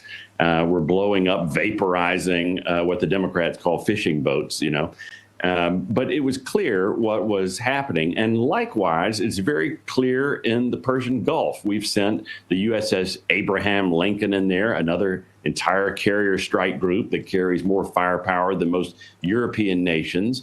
And the president's knocking, and he's saying really hard to Iran, like, you need to stop killing innocent civilians. You can't have nuclear weapons. You need to stop these missile strikes, and you've got to stop your terrorist proxy network across the region, and we'll back off. And so far, it doesn't look like the Ayatollah has any plans to listen. Morgan, a judge has ordered the release of 5-year-old Liam Conejo Ramos and his father from ICE detention in Texas. The child and his father had been held after entering the U.S. and Minnesota. The court said they were being treated inhumanely and must be released by Tuesday. This case has drawn national attention and raised questions about how children are handled in immigration detention. What latest news have you heard about this situation, and what aren't we hearing? Well, I mean, what we didn't hear in that New York Times article is that the child was abandoned by his father. They conveniently left that out. And that's just the way the press does sometimes, is they leave out key facts. And this judge has issued a ruling that, I'm a brand new politician. I've never run for politics before, but boy, it makes me he's got the politics covered there. He's more of a politician than I am. His statement was just pure partisan politics from where I'm sitting. Yeah. By the way, we have about 30 seconds or so. Could you give us the latest on your campaign down there, or where people can go get more information? Oh, well, that's great of you to ask. I am Morgan Murphy, running for Senate in the great state of Alabama. You can come to my website, murphyforsenate.com. We're tearing it up down here, just outraised the entire field. So I'm a first-time candidate, never run before, but just raised $1.1 million in my first quarter in the race, beating every other candidate. So we're really proud of that. It's all grassroots support. The average donation size is just $69. So we're really proud of that. I love Birmingham. As you know, I call it my sweet home. Magic City. Come back and visit. Yeah. Oh, I do all the time, every year. Anyway, Roll Tide, and best of luck to you. Thanks for being with us. Thank you so much. Roll Tide. Sweet home Alabama. All right. Here we are. Coming up. Oh, I knew that was coming. Was that like a guitar solo? What was going on there? I just heard coming up, the benefits of napping. I'll be there at 1 o'clock Eastern this afternoon. Afternoon time to get some sleep is relaxing for some, but how healthy is it? Hey, listen, it better be healthy. I'm going to stick around for this next story. I hope you do too. We're back in a moment. New millionaires, all the kids on Leering in fake daycares. The Somali wolves, the Somali wolves. It's the same old song. When the lights go down, the truth comes out. This is built like a chicken McNugget, but This is After Hours with Alex Stein. No filter. you're a globalist. You don't care about America. No apologies. You're a pro-abortion when you should have been aborted. The undisputed king of trolling. I was recently sexually assaulted within the metaverse. I want you to vaccinate your mom. They tried to cancel us. Deplatforming works. She wants to kill babies, but she's still beautiful. Look at that booty on AOC. That's my favorite big booty Latina. Politics, culture, hypocrisy. They want them to have their penises cut off. Uncensored and uncontrolled. That's what I'm saying. They admit they want to cut people's penises off. Late night just got dangerous. After Hours with Alex Stein. Coming soon to Real America's Voice. This holiday season, Real America's Voice is proud to partner with our friends at Angel Studios for a special giveaway you won't want to miss. As they launch season 2 of their hit series Homestead, we're giving you the chance to win an exclusive Homestead hat absolutely free. Everyone who becomes an Angel Guild member using our link is automatically entered to the contest. When you join, you're supporting meaningful pro-American storytelling, and you're supporting RAV at the same time. Scan the QR code on your screen right now, or text the word RAV Angel to 75802. After you scan or text, make sure you follow the steps provided. When you complete the steps and join the Angel Guild, you'll be automatically entered to win that exclusive Homestead hat, a perfect holiday gift for yourself or someone you love. Be one of the first 50 people to sign up and win a hat automatically. Hurry while there's still time. So scan that QR code or text RAV Angel to 75802. Happy holidays from all of us at RAV.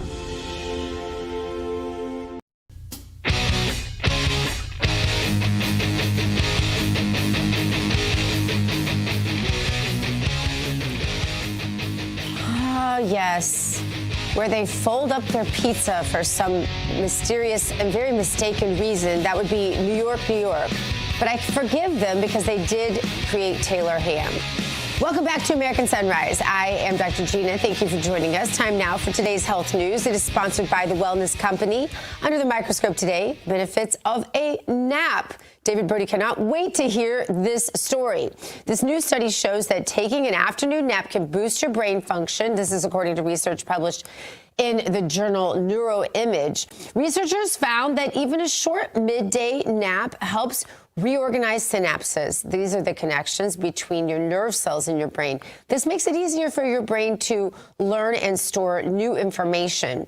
Participants who napped had more flexible synapses and improved learning preparedness compared to those who stayed awake. Scientists say these synaptic resets can clear space for memory formation and mental recovery.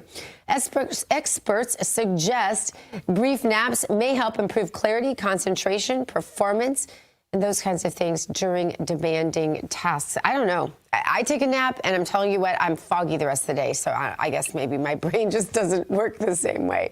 But everybody knows the next medical crisis could be just around the corner. That's whether it comes in the form of crippling winter storms, like we're enduring now in Florida, or a pandemic, or something much more mundane, like a tick bite. You want to be prepared. That's where the Wellness Company comes in. You know the Wellness Company. They're great doctors like Dr. Peter McCullough are on this show all the time. The Wellness Company and their doctors are medical professionals. You can trust them. Their line of prescription kits are the gold standard when it comes to keeping you safe and healthy. All kinds of kits, the medical emergency one, the contagion, the first aid, or the travel kit. These prescription kits contain an assortment of life-saving medications and guidebooks to assist in the use of the meds that are in the kit. Rest assured that you can have emergency antibiotics, antivirals, antiparasitics on hand to keep you safe. Go to www.twc.health/RAV today. Give it an order. That's twc.health/RAV. Use the promo code RAV. That'll save you 10%. The next medical emergency isn't a question of if, it's when. A storm, pandemic, tick bite, be ready. The Wellness Company delivers doctor-prescribed medical emergency kits stocked with antibiotics, antivirals, antiparasitics, and clear treatment guides. Trusted physician, real medicine, peace of mind. Prepare now, don't wait. Emily, don't wait. Don't want to wait, Gina. All right, thank you very much. We want to change gears now and focus on the new Melania Trump documentary. The film is proving popular despite critics saying that it would flop. Fans are turning out to see it, even though liberal commentators claim no one is watching. The film has low critic scores, but audiences are enjoying it, showing strong support.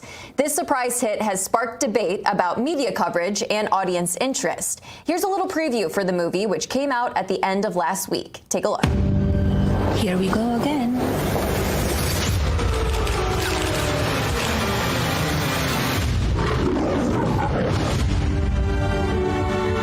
You can come in. Good morning. Our God's legacy will be that of peacemaker. Peacemaker and defiance.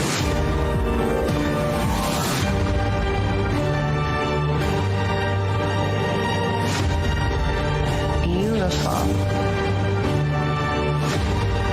Together with like-minded leaders, we have a voice.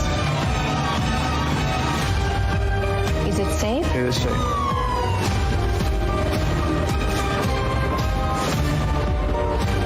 Everyone wants to know So here it is.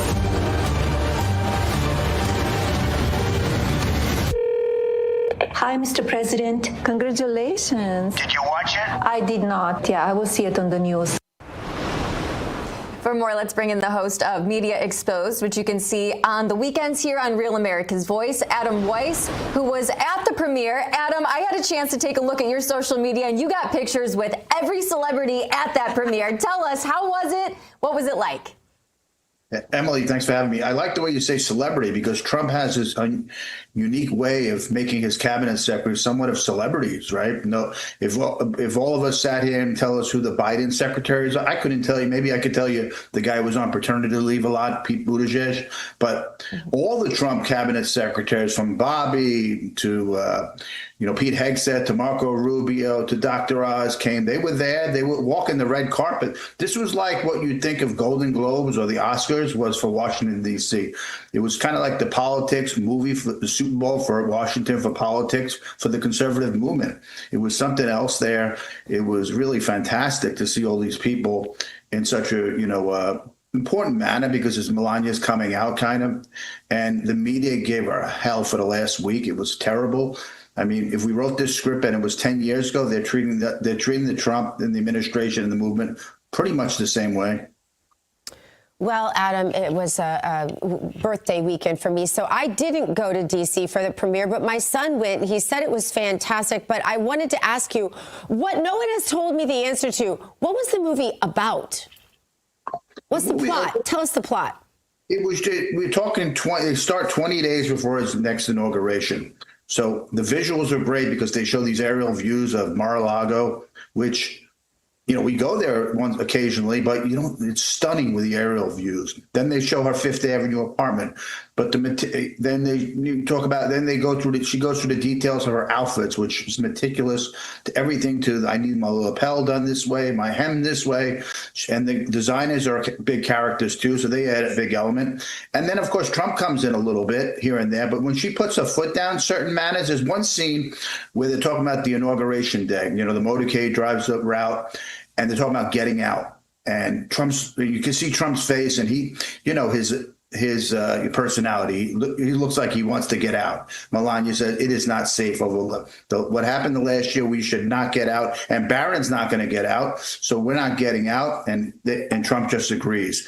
So many times the movie, Trump jumps in, and when she makes a point, he pretty much agrees to it. So there's all these different important parts of the movie. I liked it a lot because we don't know much about the First Lady, and she shows this is going to be a different kind of First Lady. She has conversation with Bridget Macron. She meets Queen Nori of Jordan. She meets with a hostage,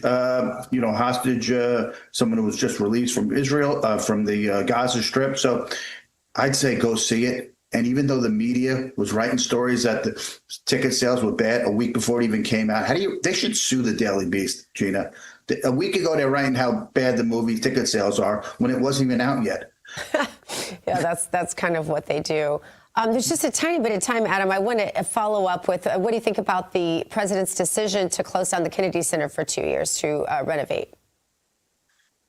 Look, if you got to make the spectacular, I don't know if it has to do with a lot of cancellations. I'm not privy to those conversations, but if they have to make it this stunning, place again and make it beautiful again and make it great again and not have, while the movie was going on, there was traffic. They still allowed people to come in that were watching other theaters. So it was kind of chaos. I said, why are they allowing people at the same time? There's this massive premiere. So I guess it makes sense if you're going to do whole construction on that massive historic center to close it down. Yeah. All right. Adam Weiss, thank you for your time. Thank you, Ken. Yeah. Have a good day. You too. Coming up, a move away from ICE agents to ice cream. There's a new woke flavor hitting the market, fronted by the co-founders of Ben & Jerry's, aimed to like-minded leftists. That's who they're marketing to. Who are they honoring with this new flavor? Well, you're going to find out because we have it next for you right here on American Sunrise.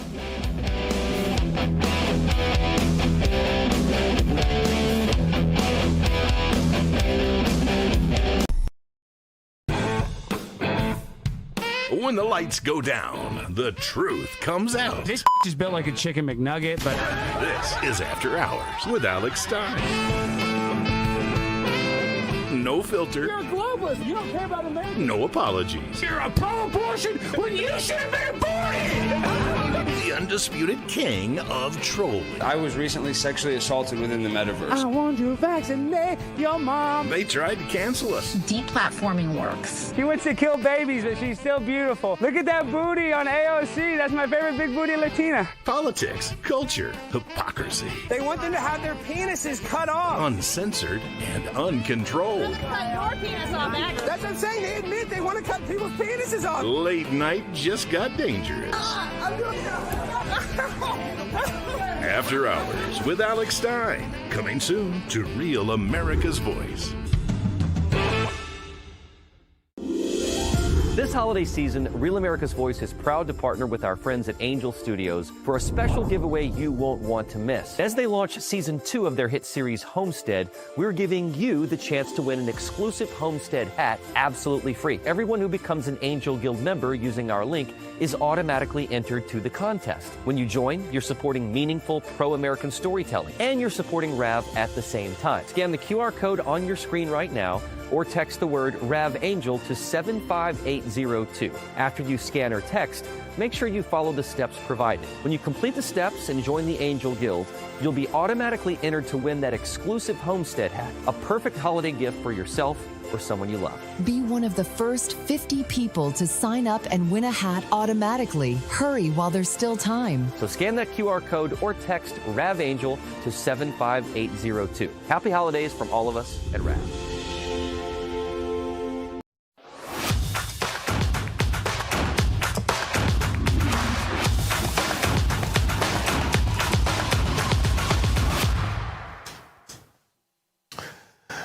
Coffee pods are easy, but most of them, well, they're just caffeine and not much else. Rejuvenate pods, however, are built differently. They're clean Arabica pods that are infused with CAAKG, which is a compound that's linked to longevity, metabolism, and deep cellular energy. It's the fastest and easiest way to get better focus, smoother energy, and long-term benefits without changing your routine. We choose them here at Real America's Voice because they match our lifestyles. Plus, they give us more energy, more clarity, and more intention in how we start our days.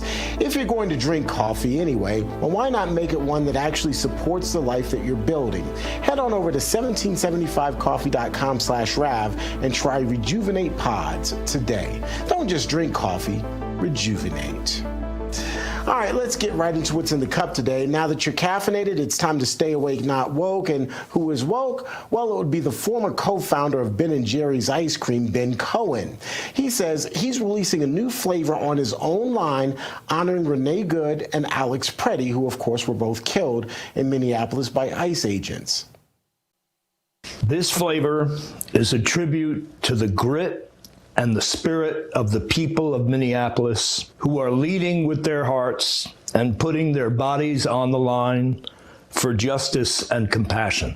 We especially honor the lives of Renee and Alex, who were murdered by the masked, militarized, heavily armed thugs of ICE. We all need to stand up, to march, to protest, because all of America is Minneapolis now.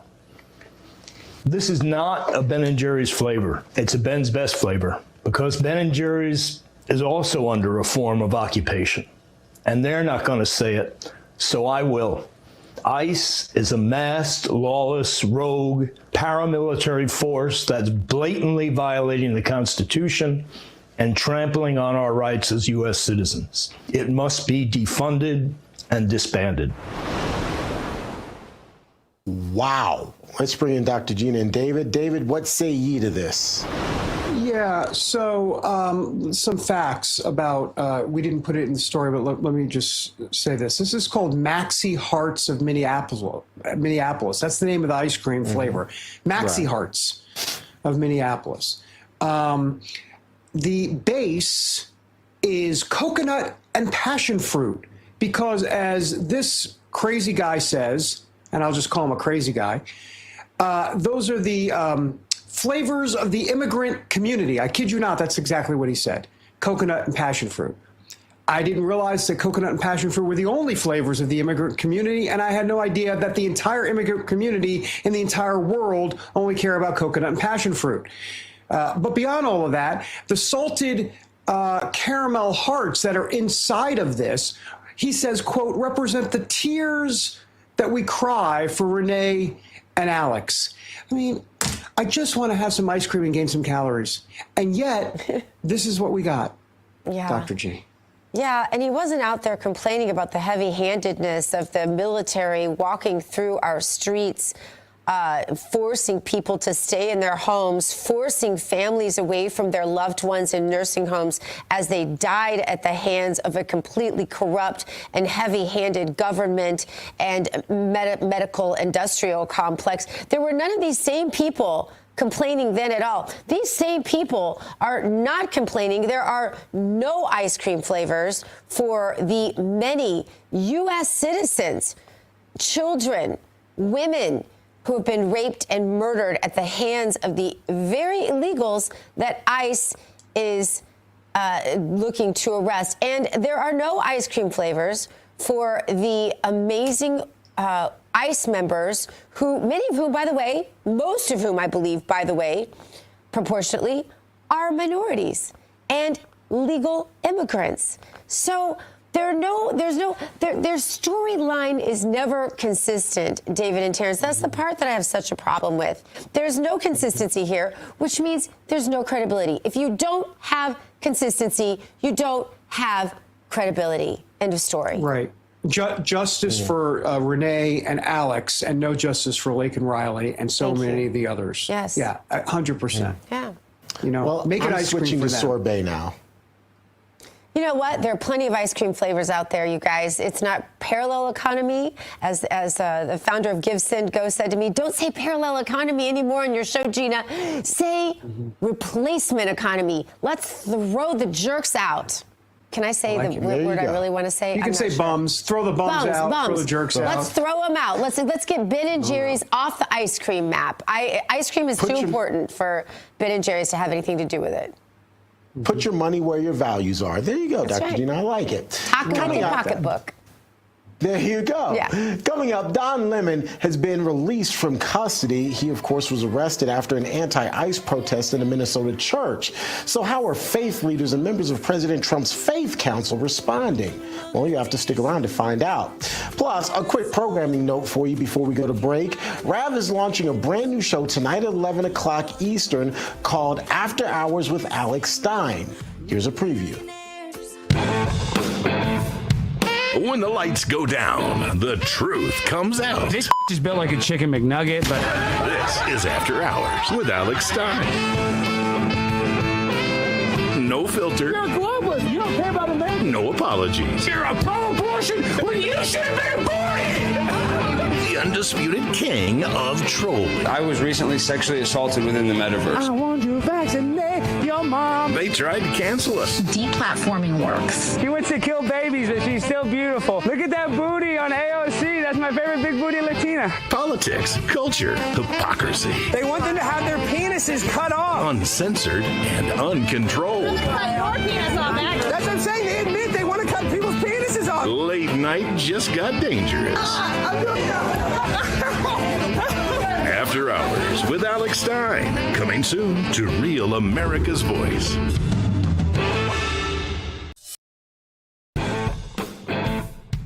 When the lights go down, the truth comes out. This is built like a chicken McNugget, but this is After Hours with Alex Stein. No filter. You're a globalist. You don't care about America. No apologies. You're a pro-abortion when you should have been aborted. The undisputed king of trolling. I was recently sexually assaulted within the metaverse. I want to vaccinate your mom. They tried to cancel us. Deplatforming works. She went to kill babies, but she's still beautiful. Look at that booty on AOC. That's my favorite big booty Latina. Politics, culture, hypocrisy. They want them to have their penises cut off. Uncensored and uncontrolled. That's what I'm saying. They admit they want to cut people's penises off. Late night just got dangerous. After Hours with Alex Stein. Coming soon to Real America's Voice. This holiday season, Real America's Voice is proud to partner with our friends at Angel Studios for a special giveaway you won't want to miss. As they launch season 2 of their hit series Homestead, we're giving you the chance to win an exclusive Homestead hat absolutely free. Everyone who becomes an Angel Guild member using our link is automatically entered to the contest. When you join, you're supporting meaningful pro-American storytelling, and you're supporting RAV at the same time. Scan the QR code on your screen right now, or text the word RAVAngel to 75802. After you scan or text, make sure you follow the steps provided. When you complete the steps and join the Angel Guild, you'll be automatically entered to win that exclusive Homestead hat, a perfect holiday gift for yourself or someone you love. Be one of the first 50 people to sign up and win a hat automatically. Hurry while there's still time. So scan that QR code or text RAVAngel to 75802. Happy holidays from all of us at RAV. God bless the USA. In the beginning, God created the heaven and the earth.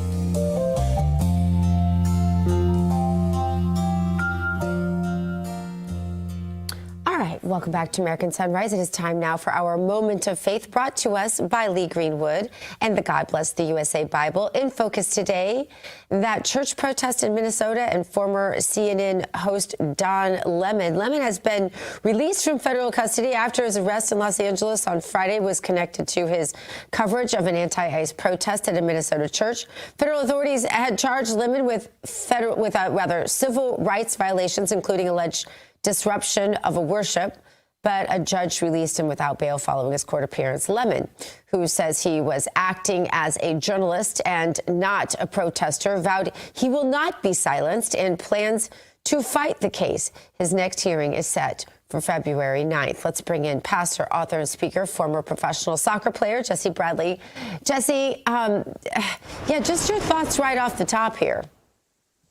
Dr. Gina, we are blessed to live in a country where we have religious freedom and also the protection of religious freedom. We have the FACE Act because you protect what you value. And no one can come into a place of worship, into God's house, and interrupt and disrupt, and even some of the bullying that was happening that day. So there's consequences. But yet, look what the pastor did. He said, we're here to worship Jesus. And that's where our focus needs to be. He said, Jesus is the hope of the world. And that's the truth. There's a relationship with God. Jesus died for our sins. He's risen. And Dr. Gina, if we turn to Jesus right now, if we honor Jesus, there's going to be healing in our land. Yeah, what, Jesse, what is the parameter? Explain to us why this isn't just a free speech right to walk into a church and do this. Where's the line? That's right. You cannot come into a house of worship anywhere in America. And if there's harassment, bullying, if there's any kind of threats, what you saw that day is even kids that were scared. That's where the pastor stepped in. And then there's legal and there's the spiritual. So the legal, there'll be an investigation, there'll be consequences. But on the spiritual, what we see is a spiritual battle. And Ephesians chapter 6 tells us that we need to be prepared. So we need to have truth and then walk in the love of Jesus, walk in the light, because his light is greater than the darkness. We need to memorize scripture. We need to know the word of God, and we need to be praying. We need to be living out our faith. It's really a wake-up call. What we see in terms of overseas in some countries like China and Nigeria, Iran, there's the same spiritual battle here, but it's intensifying. So don't have despair. The closer we get to Jesus' return, there's going to be intense moments. There's going to be hatred, but continue to trust God, love your neighbors, and God has the final say. We know how the story ends, Gina. Yeah, we do. All right. Well, thank you so much, Jesse, for being with us today. Thank you so much for continuing to walk by faith. You as well. All right, guys, we're back with the second hour of American Sunrise in just 2 minutes. Stay where you are.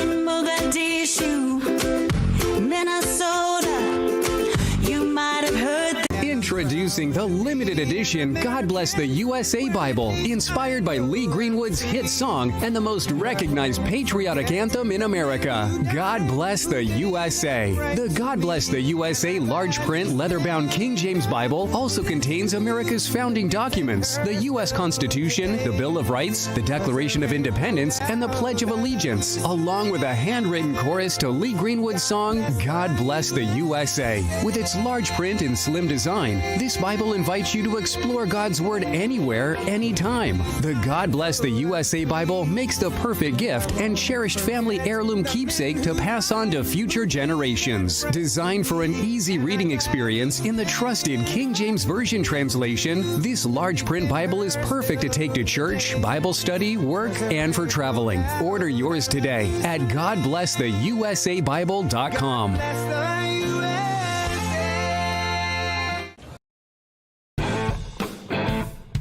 When the lights go down, the truth comes out. This is built like a chicken McNugget, but This is After Hours with Alex Stein. No filter. you're a globalist. You don't care about America. No apologies. You're a pro-abortion when you should have been aborted. The undisputed king of trolling. I was recently sexually assaulted within the metaverse. I want to vaccinate your mom. They tried to cancel us. Deplatforming works. He wants to kill babies, but she's still beautiful. Look at that booty on AOC. That's my favorite big booty Latina. Politics, culture, hypocrisy. They want them to have their penises cut off. Uncensored and uncontrolled. That's what I'm saying. They admit they want to cut people's penises off. Late night just got dangerous. After Hours with Alex Stein. Coming soon to Real America's Voice. This holiday season, Real America's Voice is proud to partner with our friends at Angel Studios for a special giveaway you won't want to miss. As they launch season 2 of their hit series Homestead, we're giving you the chance to win an exclusive Homestead hat absolutely free. Everyone who becomes an Angel Guild member using our link is automatically entered to the contest. When you join, you're supporting meaningful pro-American storytelling, and you're supporting RAV at the same time. Scan the QR code on your screen right now, or text the word RAVAngel to 75802. After you scan or text, make sure you follow the steps provided. When you complete the steps and join the Angel Guild, you'll be automatically entered to win that exclusive Homestead hat, a perfect holiday gift for yourself or someone you love. Be one of the first 50 people to sign up and win a hat automatically. Hurry while there's still time. So scan that QR code or text RAVAngel to 75802. Happy holidays from all of us at RAV.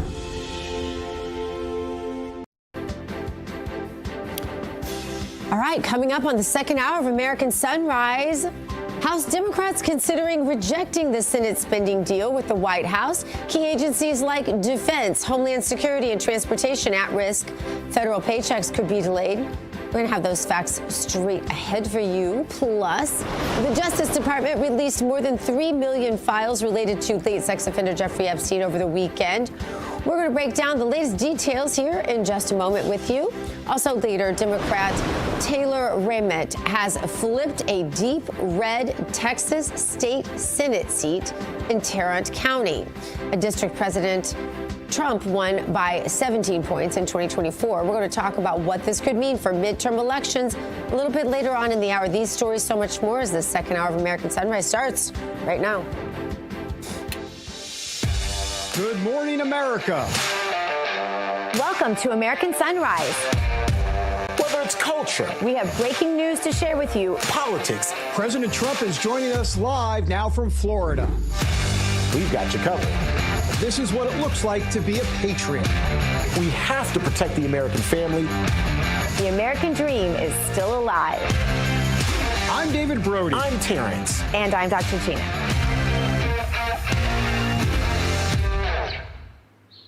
Welcome back, everybody, to the second hour of American Sunrise. I'm David Brody, coming to you from D.C. Let's bring in Dr. G in frigid West Palm Beach this morning. T. Bates in our Denver newsroom.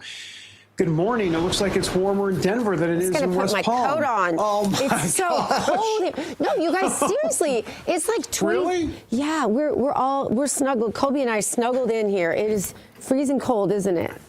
Wait, it's Puppy Monday now? What's happening? I'm No, sorry. it's just cold, and I use them for a hand warmer. Oh gosh! Well, pets always can come in handy. You never know when you need that pet the hand warmer. I'm sorry. Yes. All right, so I've got to ask, what sort of fur is that? It doesn't look like Chihuahua. It looks like something a lot better.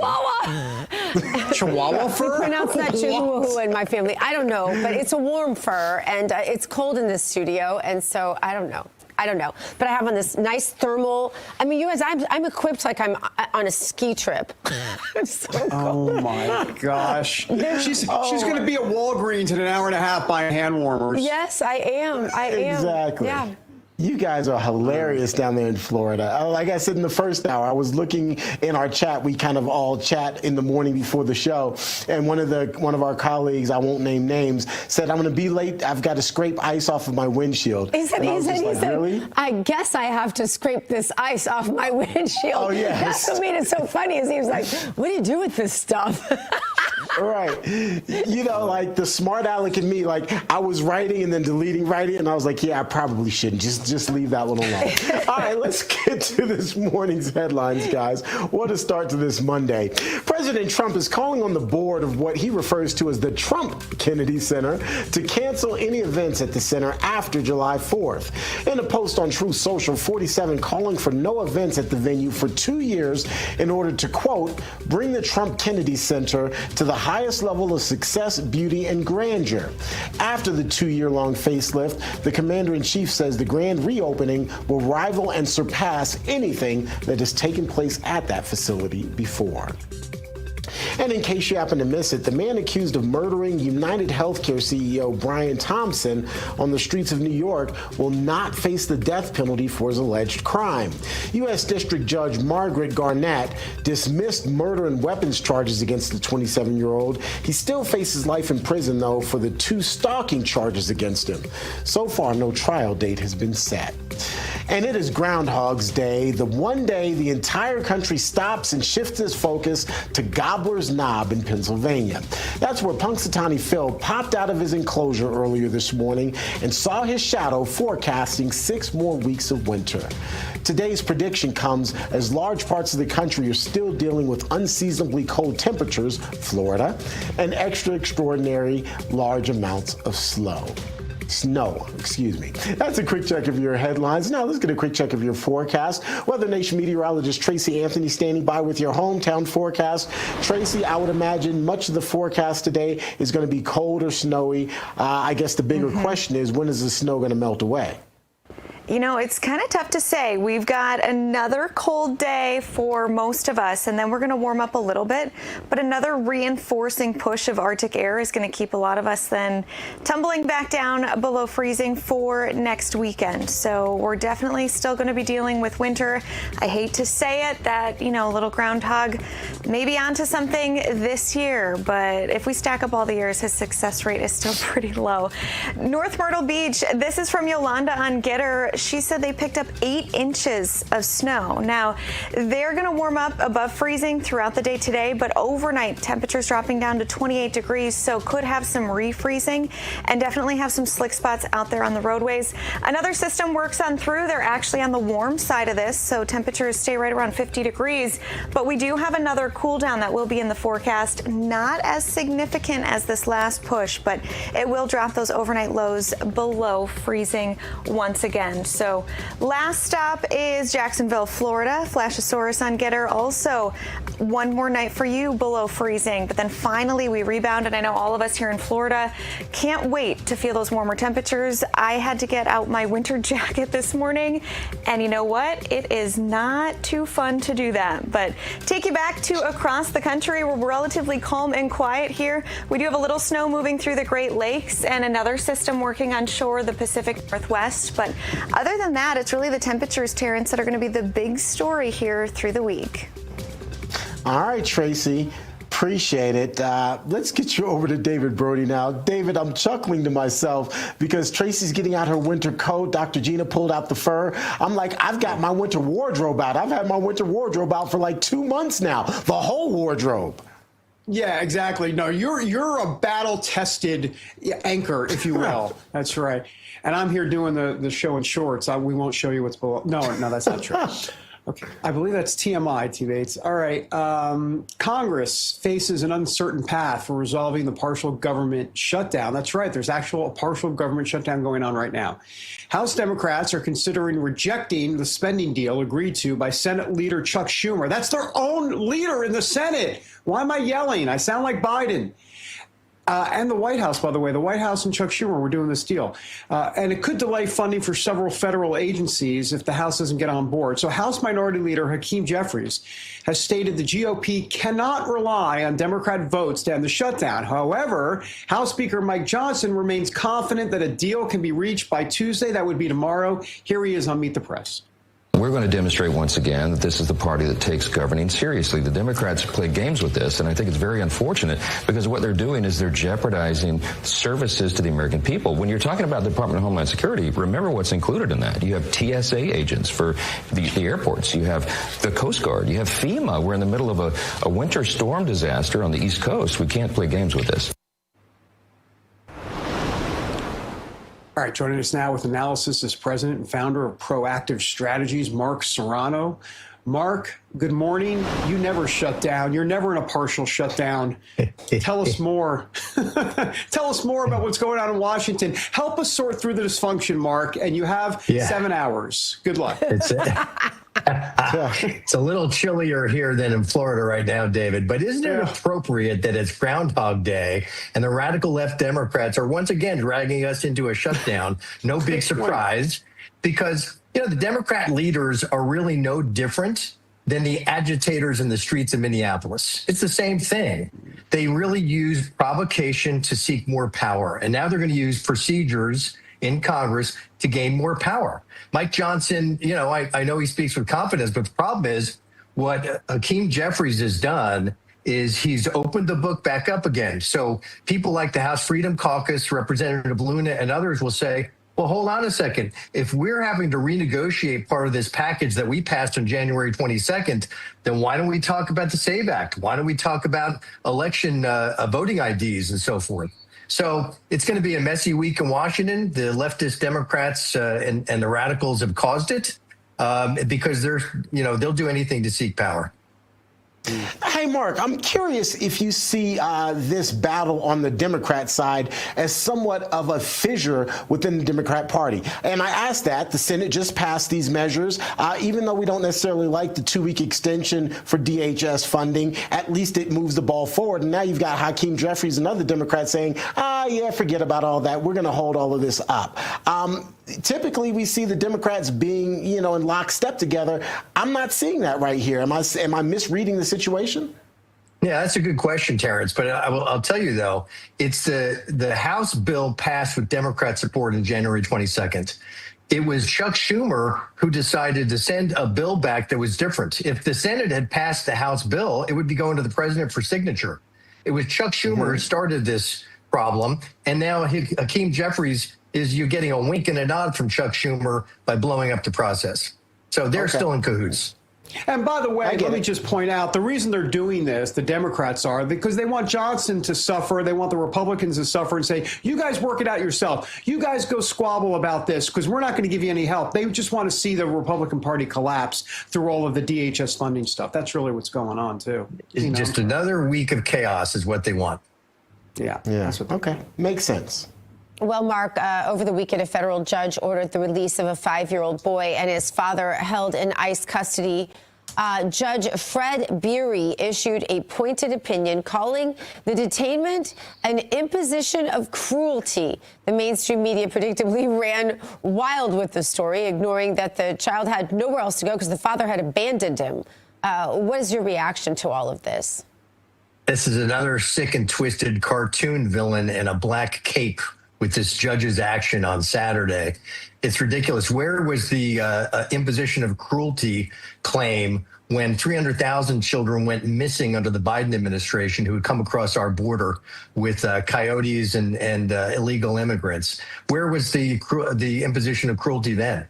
This is ridiculous. This kid was with his father in this facility in Texas. He was safe with his father. The Democrats are trying to play basically an Elian Gonzalez moment, if you recall back from the Clinton days. That's what they want. They want us to be, this is outrage over the treatment of a child, right? It's ridiculous. It's sick and twisted. This kid was safe. This kid was with his father.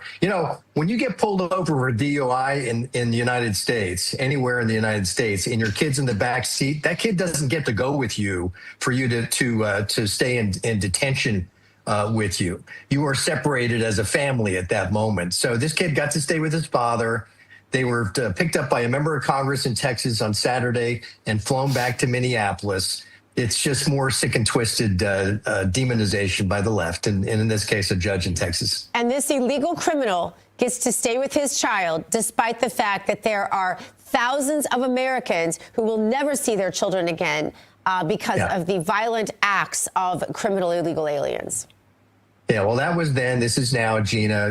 They don't care. They don't care about murder, death, and mayhem that's caused by millions of illegal immigrants brought in by Joe Biden. They don't care because ultimately it's about power. They don't care about humanity. Ben and Jerry can go ahead and create all the new flavors of ice cream they want for their leftist causes, and it doesn't matter. It's ultimately about power.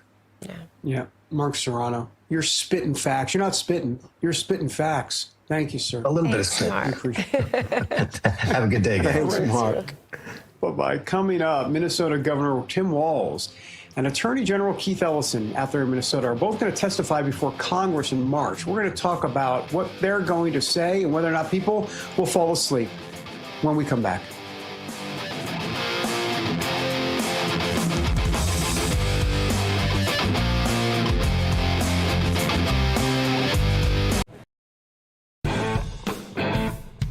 When the lights go down, the truth comes out. This is built like a chicken McNugget, but This is After Hours with Alex Stein.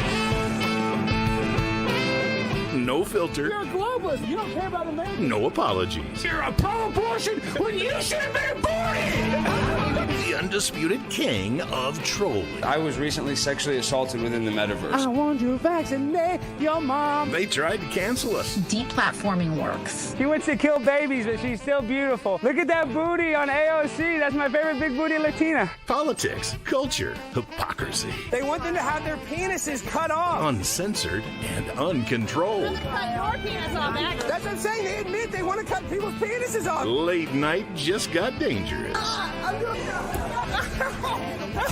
After Hours with Alex Stein. Coming soon to Real America's Voice.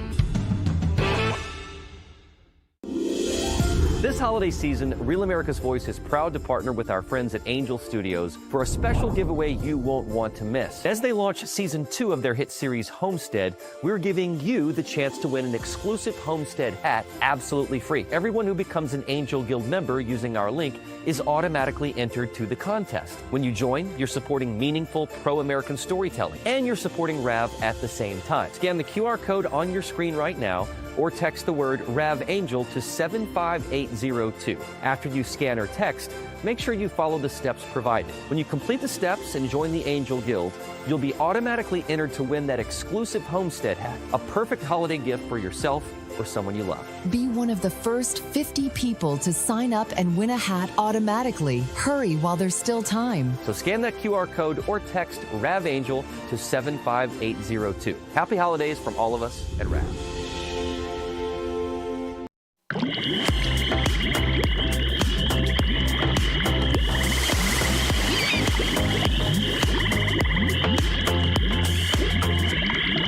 Welcome back to American Sunrise. I'm Emily Finn.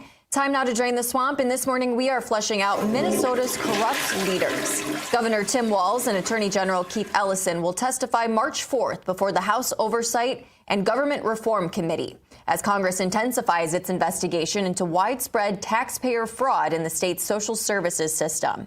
The probe has uncovered billions in potential fraud and money laundering in programs meant to serve vulnerable Minnesotans, a scandal Republicans say broadly undermined oversight under Walz's watch. Chairman James Comer says he wants transparency and answers for American taxpayers, and this upcoming hearing could be a critical moment for holding state leaders accountable. For more, let's bring in David, Terrance, and Dr. Gina. David, curious to hear your thoughts on what is going to come of this hearing. This is going to be a tough day for Tim Walz. Definitely a tough day, a lot of sound bites, and then womp womp. I mean, what's going to come out of it? You know, seriously, I mean, we get to hear, right, exactly. That's not even a slow clap. That's a clap for me, I'm assuming narcissistically, right? It's a slow clap for you because I fully agree with you, David. Yeah. Sorry, go ahead.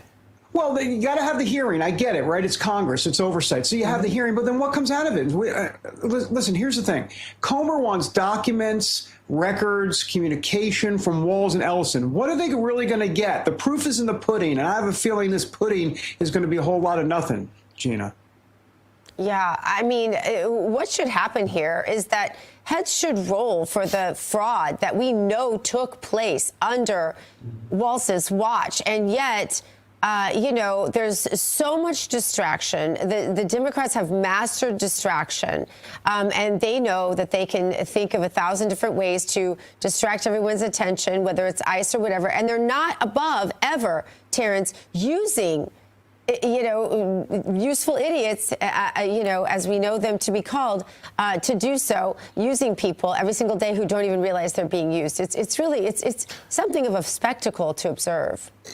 Spectacle is a great word to use because I suspect, Dr. Gina and David and Emily, that we're going to see a whole lot of grandstanding from either side of the aisle. Everyone trying to get the soundbite, get on the evening news. There's going to be a lot of yelling and a lot of this manufactured outrage, and I call it manufactured because after the hearing, they're going to be on to the next thing, and not much is going to come out of it. David, it's exactly what you said. I just don't see a lot coming out of it. Yes, go ahead. Sorry. I guarantee you this will not just be a hearing about fraud. It'll be a hearing about ICE in Minneapolis. And it will all tie together. It'll all tie together.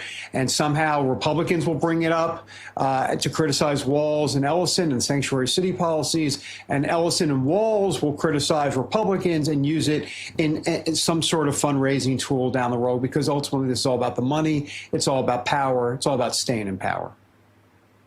Yeah, absolutely. All right, coming up on American Sunrise, the fallout from the FBI's raid in Fulton County, Georgia continues. We're getting the latest with Georgia congressional candidate Colton Moore. That's next after the break. Stay with us.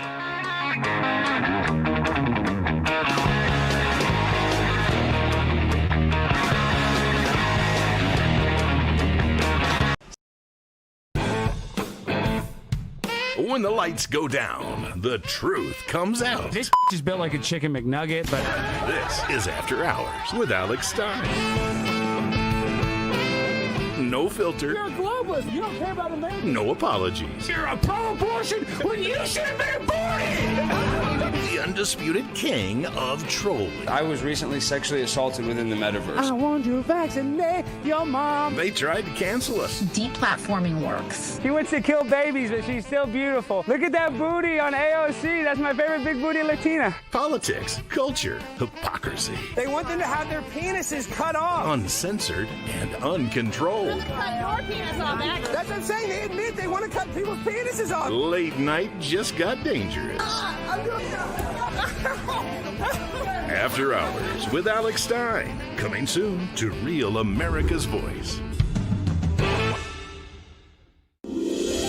This holiday season, Real America's Voice is proud to partner with our friends at Angel Studios for a special giveaway you won't want to miss. As they launch season 2 of their hit series Homestead, we're giving you the chance to win an exclusive Homestead hat absolutely free. Everyone who becomes an Angel Guild member using our link is automatically entered to the contest. When you join, you're supporting meaningful pro-American storytelling, and you're supporting RAV at the same time. Scan the QR code on your screen right now, or text the word RAVAngel to 75802. After you scan or text, make sure you follow the steps provided. When you complete the steps and join the Angel Guild, you'll be automatically entered to win that exclusive Homestead hat, a perfect holiday gift for yourself or someone you love. Be one of the first 50 people to sign up and win a hat automatically. Hurry while there's still time. So scan that QR code or text RAVAngel to 75802. Happy holidays from all of us at RAV.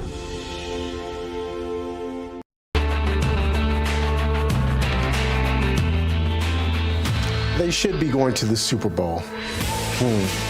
They should be. The Denver Broncos Stadium there, the Broncos should be going to the Super Bowl. Instead, they're just where I am, at home, watching it from the sidelines.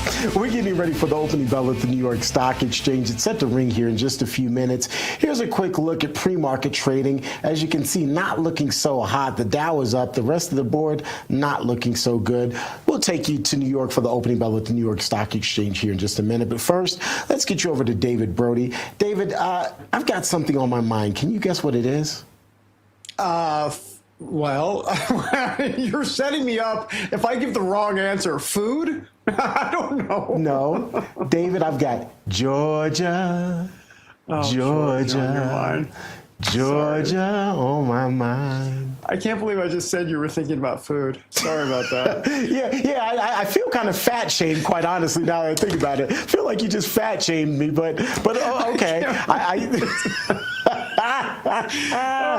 what I get for trying to be a smart aleck. That's right. Well, I'm looking forward to calorie intake here in just a little bit. All right. My goodness.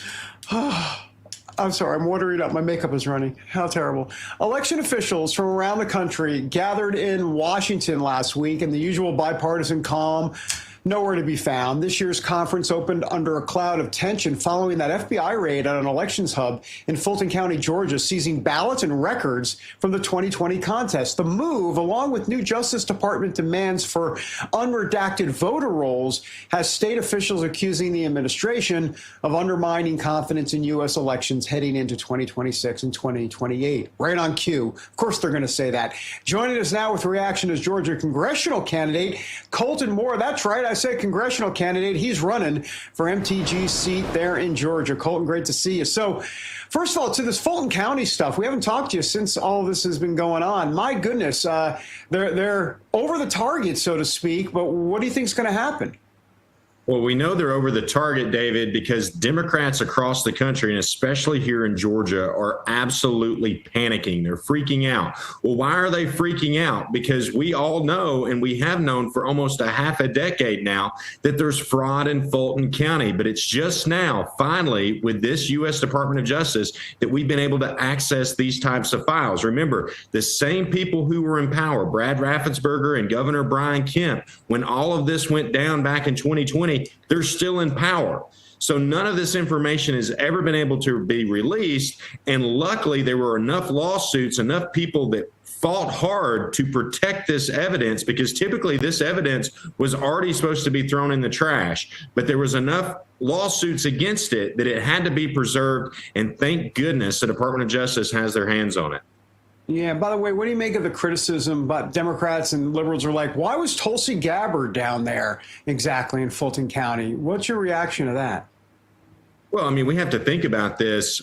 She is the director of national intelligence, right? So she's in charge of the 14 different intelligence agencies across the United States. That's the NSA, the CIA. She's basically the bottleneck of all the intelligence in the United States. I think it was more than appropriate for her to be there, because we don't know who exactly is the one who's manipulating our elections in Atlanta, but it's very clear that they've been manipulated when we know that Georgia law itself has been broken. More than 300,000 ballots cast illegally, no three signatures there, but it's not just Fulton County, it's also Floyd County. I mean, Fonnie Willis charged President Trump with RICO, but the real RICO was stealing this election.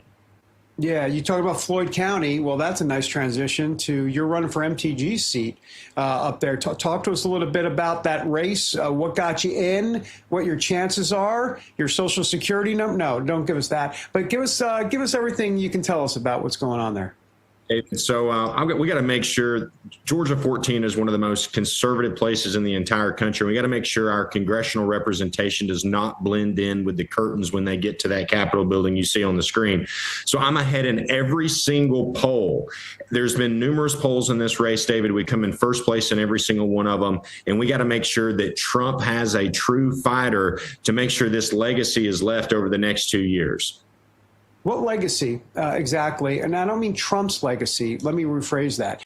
What legacy would you want to leave? In other words, MTG made her mark. How do you see yourself in kind of that vein? I'm sure there's a lot of crossover with MTG, maybe not in all areas. What's kind of the difference, or is there much of a difference? Oh, that's a great question, David. I mean, we have to make America great again. We're still digging ourselves out of this hole that was left with us with President Joe Biden. I mean, you think about it. We had illegals. We had to bust up the Atlanta airport with all the illegals back when President Biden was here. I mean, affordability, the gas station, the grocery store, the two most expensive places in the district right now. There is a lot to dig out of. And I want to make sure that I'm Trump's #1 defender when I get to Congress, because ultimately, we don't know who the next president is going to be. And we have to make sure, while Congress is controlled by Republicans, that we're making sure we're making America great again and we're not sitting on the sidelines. Let me ask you a philosophical question a little bit. We got about a minute left, so take your time. Sure. But we've heard about America First, and we've heard about Make America Great Again. I submit to you that there's a difference. I mean, I know there's overlap. I get that. But America First, I think, is starting to become more of that isolationist crowd, the ones that are just like, look, take care of business here first. Don't worry about the world stage at all. Those are the key words, at all. Make America Great Again is like, look, there's a Monroe Doctrine aspect to this. You can make America great again by looking around the world and making sure you're not nation building, not making sure you're getting into long, drawn out wars. That's not what we're talking about. But that is Make America Great Again. How do you see the difference? You know, I always go back to first principles. I mean, what is the proper role of government, David? I mean, if we look back to the ancient Romans and the ancient Syrians, I mean, they spent every tax dollar they had on roads and infrastructure to build an economy. And then after you build that economy, it's public safety. You have to protect people, right? That's law enforcement. That's ICE. That's the U.S. military. And when it comes to the federal government, we need to abolish the Department of Education. Now, from a state's point of view, as a state senator, I would say that education is the proper role of government. But from a federal point of view, the Department of Education needs to be completely and totally abolished. Yeah, Colton Moore, great to have you, as always. Hopefully I'll see you here in D.C. real soon. Thanks for being here. Thanks, David. All right, sounds good. Can you just give us a thumbs up? I don't know. I can't see it. I don't have my glasses on. I can read prompter, and it says right there, head back to Terrance in Denver right now for the opening bell at the New York Stock Exchange. It's sponsored by AMAC. The Association of Mature American Citizens is the conservative voice for Americans 50 and older. AMAC is fighting for the values that you hold dear. Join today. Together, we can write the course of America. We're just seconds away from the opening bell at the New York Stock Exchange, and that will start this week of trading. You hear the applause. Momentarily, you're going to also hear the opening bell, and then the sales folks there on the floor are going to start scurrying around as those first sales come in. There you have it right there, ladies and gentlemen. The applause is underway at the podium, and now the bell is ringing, which means the markets are officially open. Good morning to you. And congratulations to those of you who've already pushed send and made your first sale of the day or your first buy of the day. Here's a look at the markets. The Dow, S&P 500, and the NASDAQ are all in the red right now. It looks like VIX is really the only positive thing. Everything else is also down at the moment. Hopefully that will change and there will be a turnaround on this Monday. And if you're investing, hopefully it will be a profitable day for you. Still to come here on American Sunrise, a stunning upset in Texas as a Democrat flips a deeply red state Senate seat, and now analysts are asking whether Taylor Remet's win is a warning sign heading into the midterms. Stay with us as we discuss.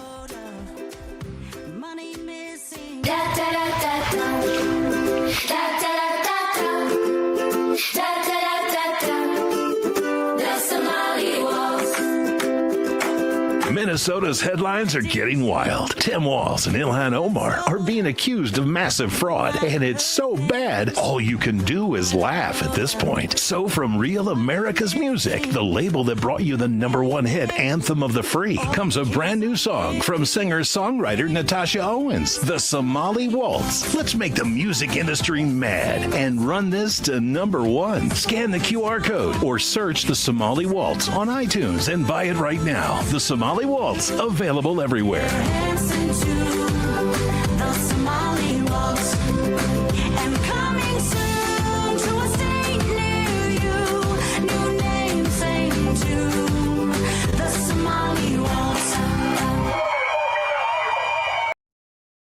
Welcome to Real America's Voice, Real Minute. Your quick look at the powerful stories of faith and freedom, inspiring audiences across the nation. Angel Studios presents. I'm Bo Davidson with this Real America's Voice, Real Minute. Most people know the biblical story of David, the shepherd boy who fought Goliath and became king. Well, Angel Studios has created a new animated film called David that tells the story of Israel's greatest king. There's a light I've always followed when I'm looking for the way, when I'm searching for the answer. In the moments I'm afraid, there's a whisper in the wind and a story in the sky. When I'm looking for a lantern to illuminate the night. If you want the secret of freedom and feeling alive, you gotta follow the light. Follow the light. For those who love great animated classics like The Lion King and Prince of Egypt, David is an awe-inspiring animated musical that depicts David as a spirited boy who fought lions, giants, and even betrayal, depicting how one boy's faith could lead him to be king of Israel. David will be released in theaters just in time for Christmas on December 19th, but your family can get a head start by watching the prequel to the film, Young David, which is streaming exclusively right now on Angel. It's perfect for the entire family and has memorable music. So once you join the Angel Guild, you can start watching Young David right now and prepare the fam for the David film in theaters in December. And by joining the Guild, you'll guarantee 2 free tickets to see it. And it's a great value. Let's be honest, going to the movies isn't all that cheap. But if you're a member of the Angel Guild, not only do you get those 2 free tickets to David, but you'll now have access to every single film or TV series on Angel at your convenience.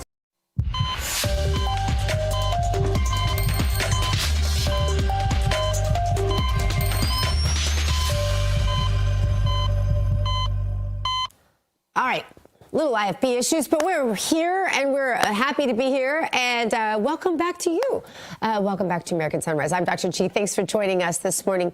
We invite you to head on over to our conversation in YouTube, Getter, and Rumble. It's time now to take the political pulse of America. Here's the beat today.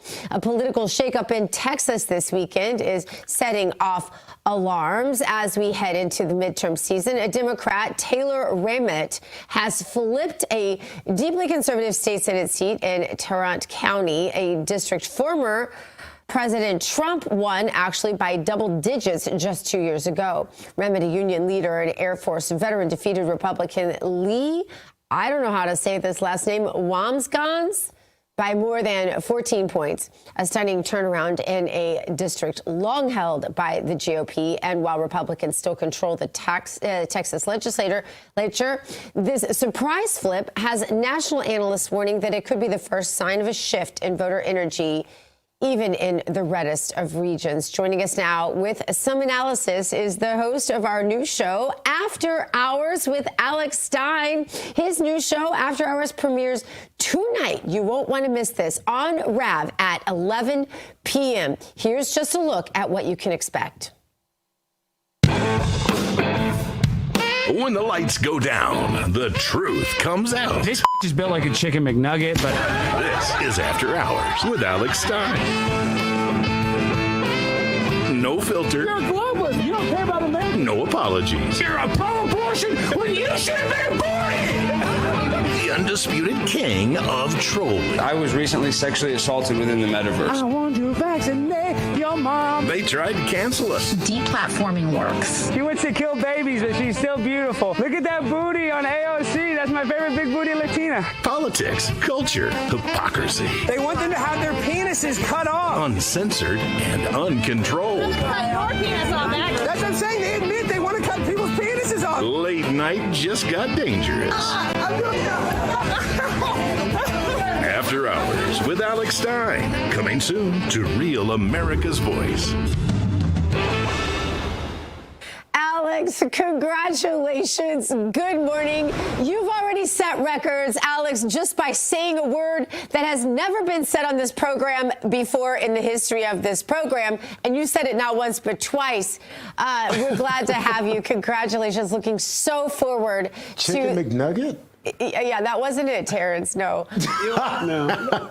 Well, Go ahead. Let me just say this. I just want to say thank you so much. It feels so good to be a part of the Rav family. The experience is so great, but I don't know how they get you guys up so early. I love ICE. I'm being dead serious. I love ICE right now because they're putting so much pressure on these big booty Latinas. I was in the club last night. They were doing backflips for a green card. I mean, these women, they're so scared they're going to get deported. They're willing to marry any. So if you're an ugly man, I just really encourage you, go out there and talk to an illegal immigrant. They will marry you like this. And I know a lot of guys are struggling to find a loved one. But this pressure that ICE is putting on, it's making magic happen. So I'm so thankful for Department of Homeland Security and ICE for putting the pressure on these big booty Latinas. Oh my gosh! So real quick, what is your age demographic? Is it big in terms of the big booty Latinos? Have you looked at the research on this? And why is Santa in your shot in February? Those are my two questions today.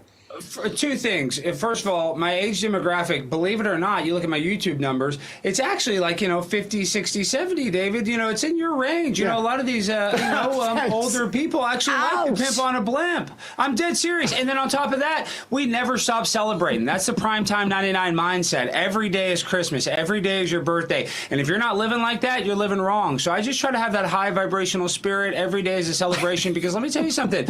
Well, listen, I want to turn Iran into a parking lot just like you, David. I want to, start all these geopolitical wars, but at the same exact time, I want to have gratitude because, listen, we got a great life here in America, and a lot of times with this politics, we just kind of get, too deep into it, and it makes us negative. We need to actually, be happy for the good things that we got. So that's what my show is going to do. It's going to help people celebrate the good things we have in our life and not worry constantly about the geopolitics and the wars and the constant fighting. You know what I mean?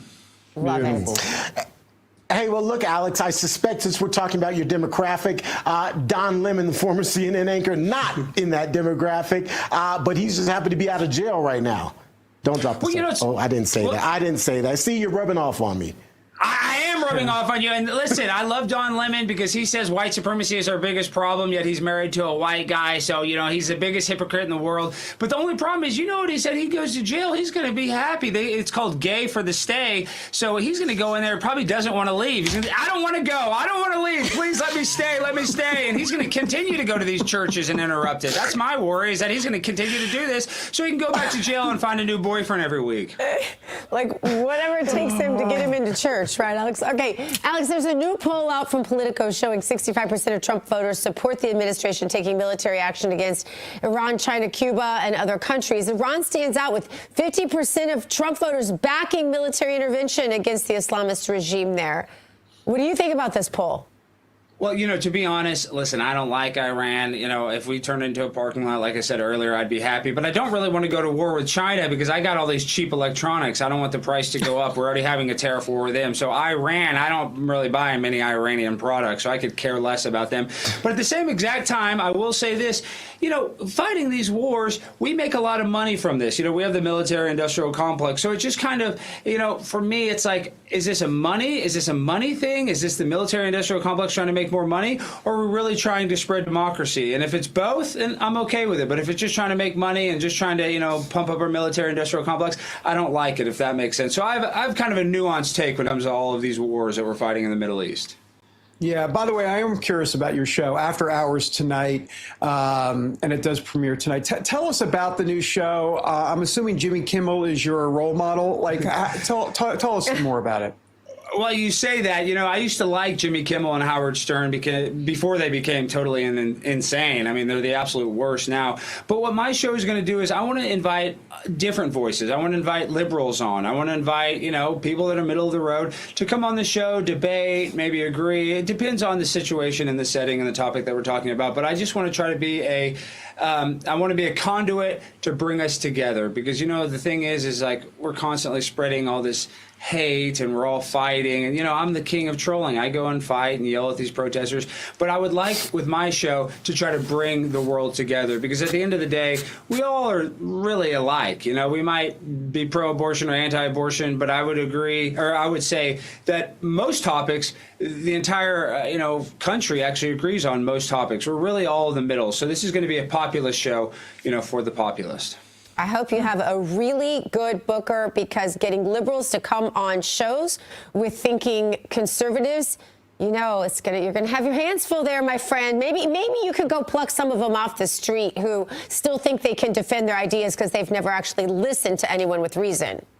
Well, I'm using the same tactic that all these protesters using. I got Craigslist ads right now. If you want to come on, make $20, and they think they're coming to a protest, really they're coming on my podcast to get totally annihilated. So listen, we're going to have all sides of the aisle on After Hours with Alex Stein. Love it. Sounds like lots of fun. You had me at Big Booty Latinas. I was already tuning in.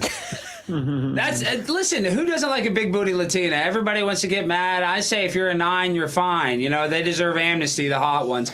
And you know, that might be a little chauvinistic, but guess what? I'm a dog. I got that dog in me, and I'm not going to lie about it. I'll just tell you that much. I got that dog. And I'm never going to hide that.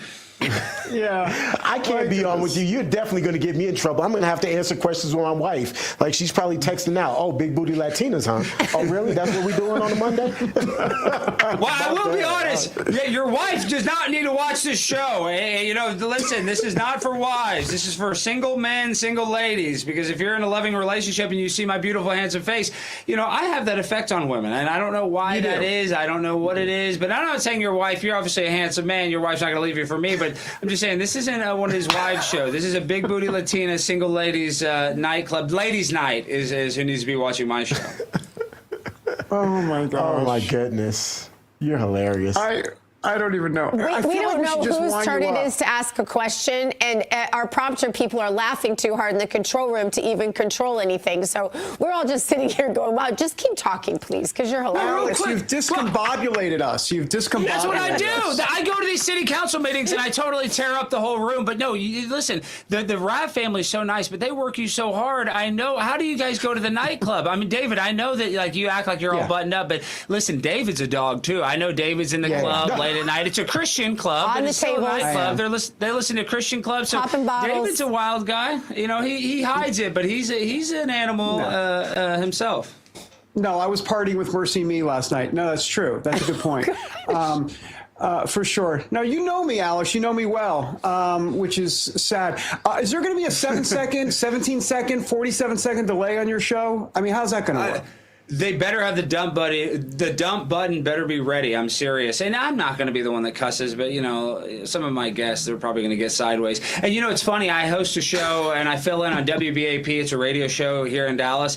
And the producer, the program director, is like, when my producer comes in the room, they say, get the dump button ready because they cuss on my show. So, you know, I have to admit it. There's probably going to be a little sideways talk on my show. What do they call that? Adult language. And it's at 11 p.m. So if you're still up watching it, you can probably handle it. But listen, the producers at RAV are so incredible. I'm not worried about it whatsoever. Colin, who's directing this show right now, came to Dallas. The guy's an awesome guy. They hooked up my studio. I'm just so excited and so honored that they even gave me this opportunity. And I mean that in all seriousness. We're so lucky to have a company like RAV that actually helps conservative voices, because the media right now, the mainstream media, you guys know, it's just all full of lies. And so it's good to have a show like yours that people can actually hear the truth. They can get an opinion that is not just the quote-unquote socially acceptable opinion. We can actually be a little edgy when it comes to RAV, and that's why I'm so thankful to be a part of the family. Well, Alex, we are super excited for your show. It airs tonight, and we're all going to be watching and wishing you the very best. The new show, After Hours with Alex Stein, right here on RAV. You won't want to miss it. Tune in tonight. Alex, best of luck to you. Break a leg and keep on trolling. I will. Seriously. Brother. Thank you, guys. I appreciate it. I mean that with all my heart. Thank you guys again. Absolutely. I'll see you at the club. See you, David. I know you're going to be there. David's VIP. If you guys want to find David, he's in the VIP section. He wants bottle service. He wants bottle service. All right. David's dropping it like it's hot for Jesus. Making it rain for Jesus. Literally making it rain with Bible verses. I love it. He's awesome. Right. Oh, I love him. Somehow we're going from Alex Stein to talking about Medicare, because a lot of folks aren't getting the full story. So we're going to tell you, most Medicare agents presidents push Medicare Advantage plans even when they're not right. Why? Because that's where the money is for them. But seniors are paying the price. That's what makes Chapter different.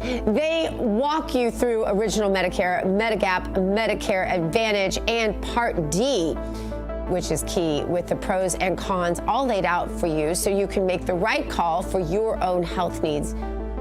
Donna said her chapter advisor walked her through every option and explained everything in a way she could actually understand. Plus, they saved her thousands of dollars. So there you go. If you're on Medicare, or you will be soon, call 814-CHAPTER to learn about enrollment options and find ways to save money. It's free, it's quick, you guys, and they can review your options in under 20 minutes. Most people wish they'd called sooner, so there you have it. Still to come on American Sunrise, we are hearing from our RAV viewers. The RAV chat report is next, right after this break. Very serious. Stay with us. In Mogadishu, Minnesota, you might have heard there's quite a...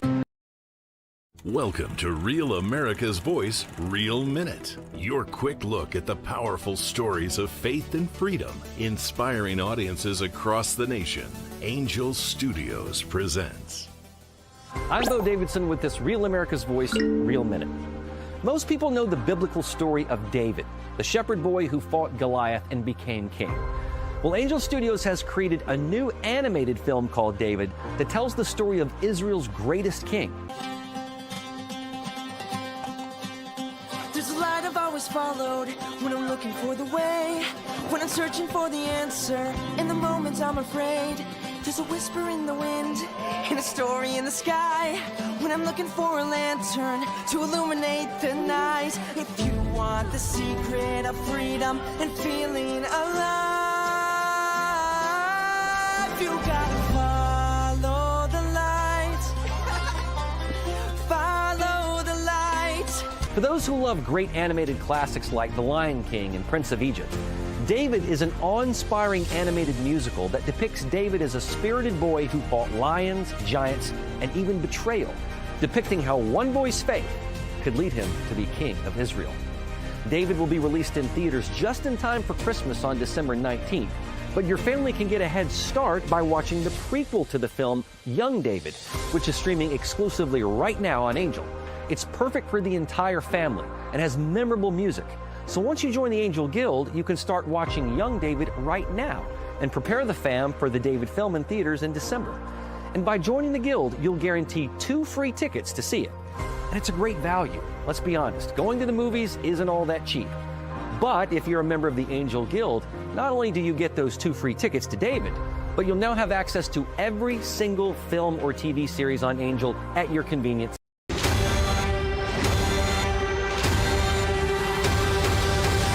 Let's spill some tea.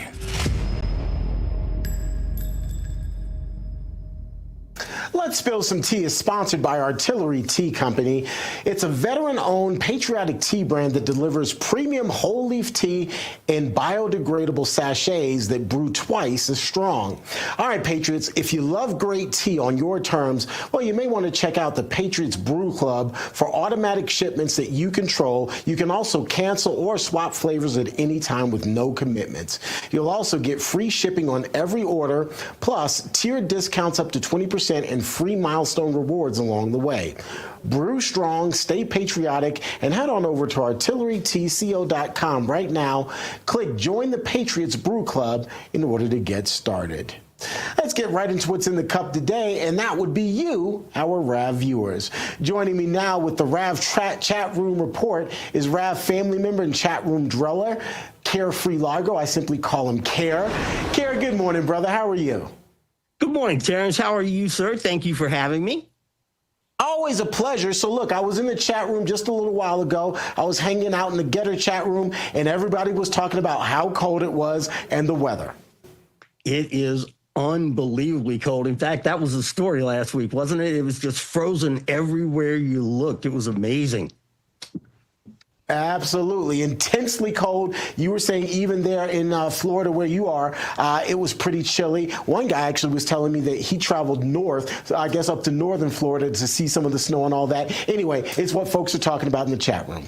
Yeah, absolutely. That, the fact that it was an intense cold week in America, and the fact that Tom Homan just took over the deportation operations in Minneapolis. And the chat went crazy about that. We call him Knuckles Whoa Man, Ho Man. He took a press conference and the Rav Chat family jumped right in there. Zayn was first to jump in and say, God bless America, because he, like me, loves Tom Homan. MAGA Pilot, one of our regulars, says he walks softly and carries a big stick, and I think that's true too. Mr. Sean Gilbert also jumped in the chat and said, personally, I don't see the left reducing their rioting on the border, so I don't think Border Patrol is going to be going anywhere, and I kind of have a feeling he might be right about that. G Nanny is also one of our regulars, and she says that we need to stop conflating every issue, that the local law enforcement needs to do the job of local law enforcement. They need to do their jobs. They are the first responders, and she's absolutely right about that. Dan Dreyer also jumped in and said any obstructionists need to be locked up as well. Giving comfort and aid to the enemy is treason. And you know what, Dan? I looked it up. You're absolutely right about that. While some thought that President Trump had somewhat caved, others see Tom Homan as exactly who is needed to jump in there and take things and put them on the right perspective. Our RAV ambassadors have also just been super excited to talk about this. G Nanny said, in fact, directly to Ben Berquam, that there are laws on the books right now that will take care of every illegal. They simply need to be enforced. And she's absolutely right. The RAV Ambassadors, by the way, is a program that is growing steadily day by day. The all-new RAV app is also a fantastic place to jump in and see what's going on live on Real America's Voice, and I hope that you'll come join both of us. And guys, as we go out and seek God's will for our nation this week, I want you to remember it's cold out there, and you're never completely dressed until you put on a smile, Terrance. And here you have my smile right there. There you go. Kara, you're one of the best ambassadors out there for RAV. We appreciate you and love you. Unfortunately, it doesn't come with diplomatic immunity, so no, you can't just park anywhere you want. No, I do it anyway. There you go. Kara Freelager, always great to have you with us, my brother. Good to see you. Good to see you, sir. Have a great day. You as well. Coming up, a detransitioner says that she was rushed into a gender transition surgery as a teenager. Now, the psychologist and surgeon who approved it all has been found liable for it. Yeah, that story is next. It's in our One to Watch after the break.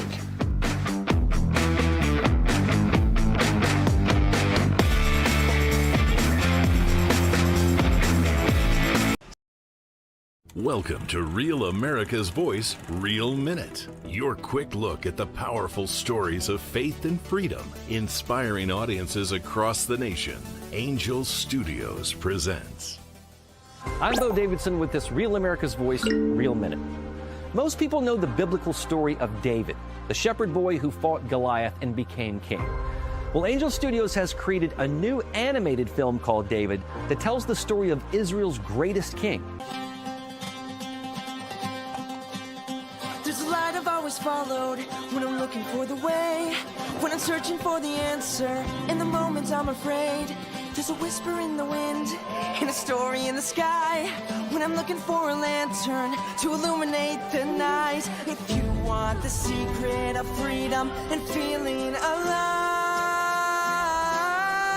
you gotta follow the light. Follow the light. For those who love great animated classics like The Lion King and Prince of Egypt, David is an awe-inspiring animated musical that depicts David as a spirited boy who fought lions, giants, and even betrayal, depicting how one boy's faith could lead him to be king of Israel. David will be released in theaters just in time for Christmas on December 19th, but your family can get a head start by watching the prequel to the film, Young David, which is streaming exclusively right now on Angel. It's perfect for the entire family and has memorable music. So once you join the Angel Guild, you can start watching Young David right now and prepare the fam for the David film in theaters in December. And by joining the Guild, you'll guarantee 2 free tickets to see it. And it's a great value. Let's be honest, going to the movies isn't all that cheap. But if you're a member of the Angel Guild, not only do you get those 2 free tickets to David, but you'll now have access to every single film or TV series on Angel at your convenience.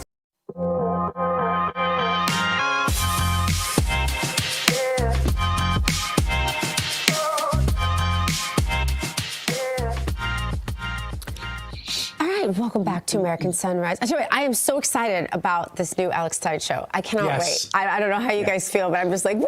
It's so fun.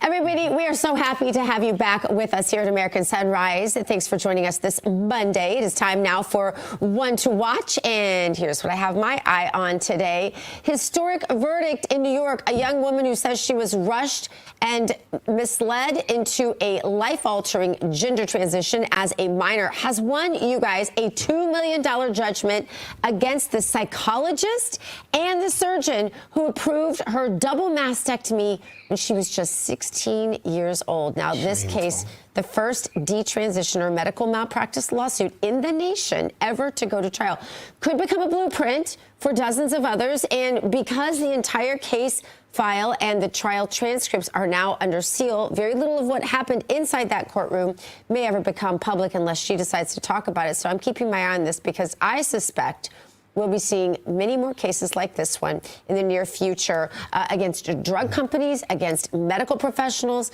against psychologists, and more, because, you know, what they're doing to these children is just an aberration, David. Yeah, and I suspect you're right. There are 24 states in the country right now, guys, that actually have penalties for doctors who partake in these surgeries for genders, the horrible stuff that's going on. 24 states have penalties, and out of those 24 states, 6 of them actually the penalty is a felony. So this is good news. This is great news.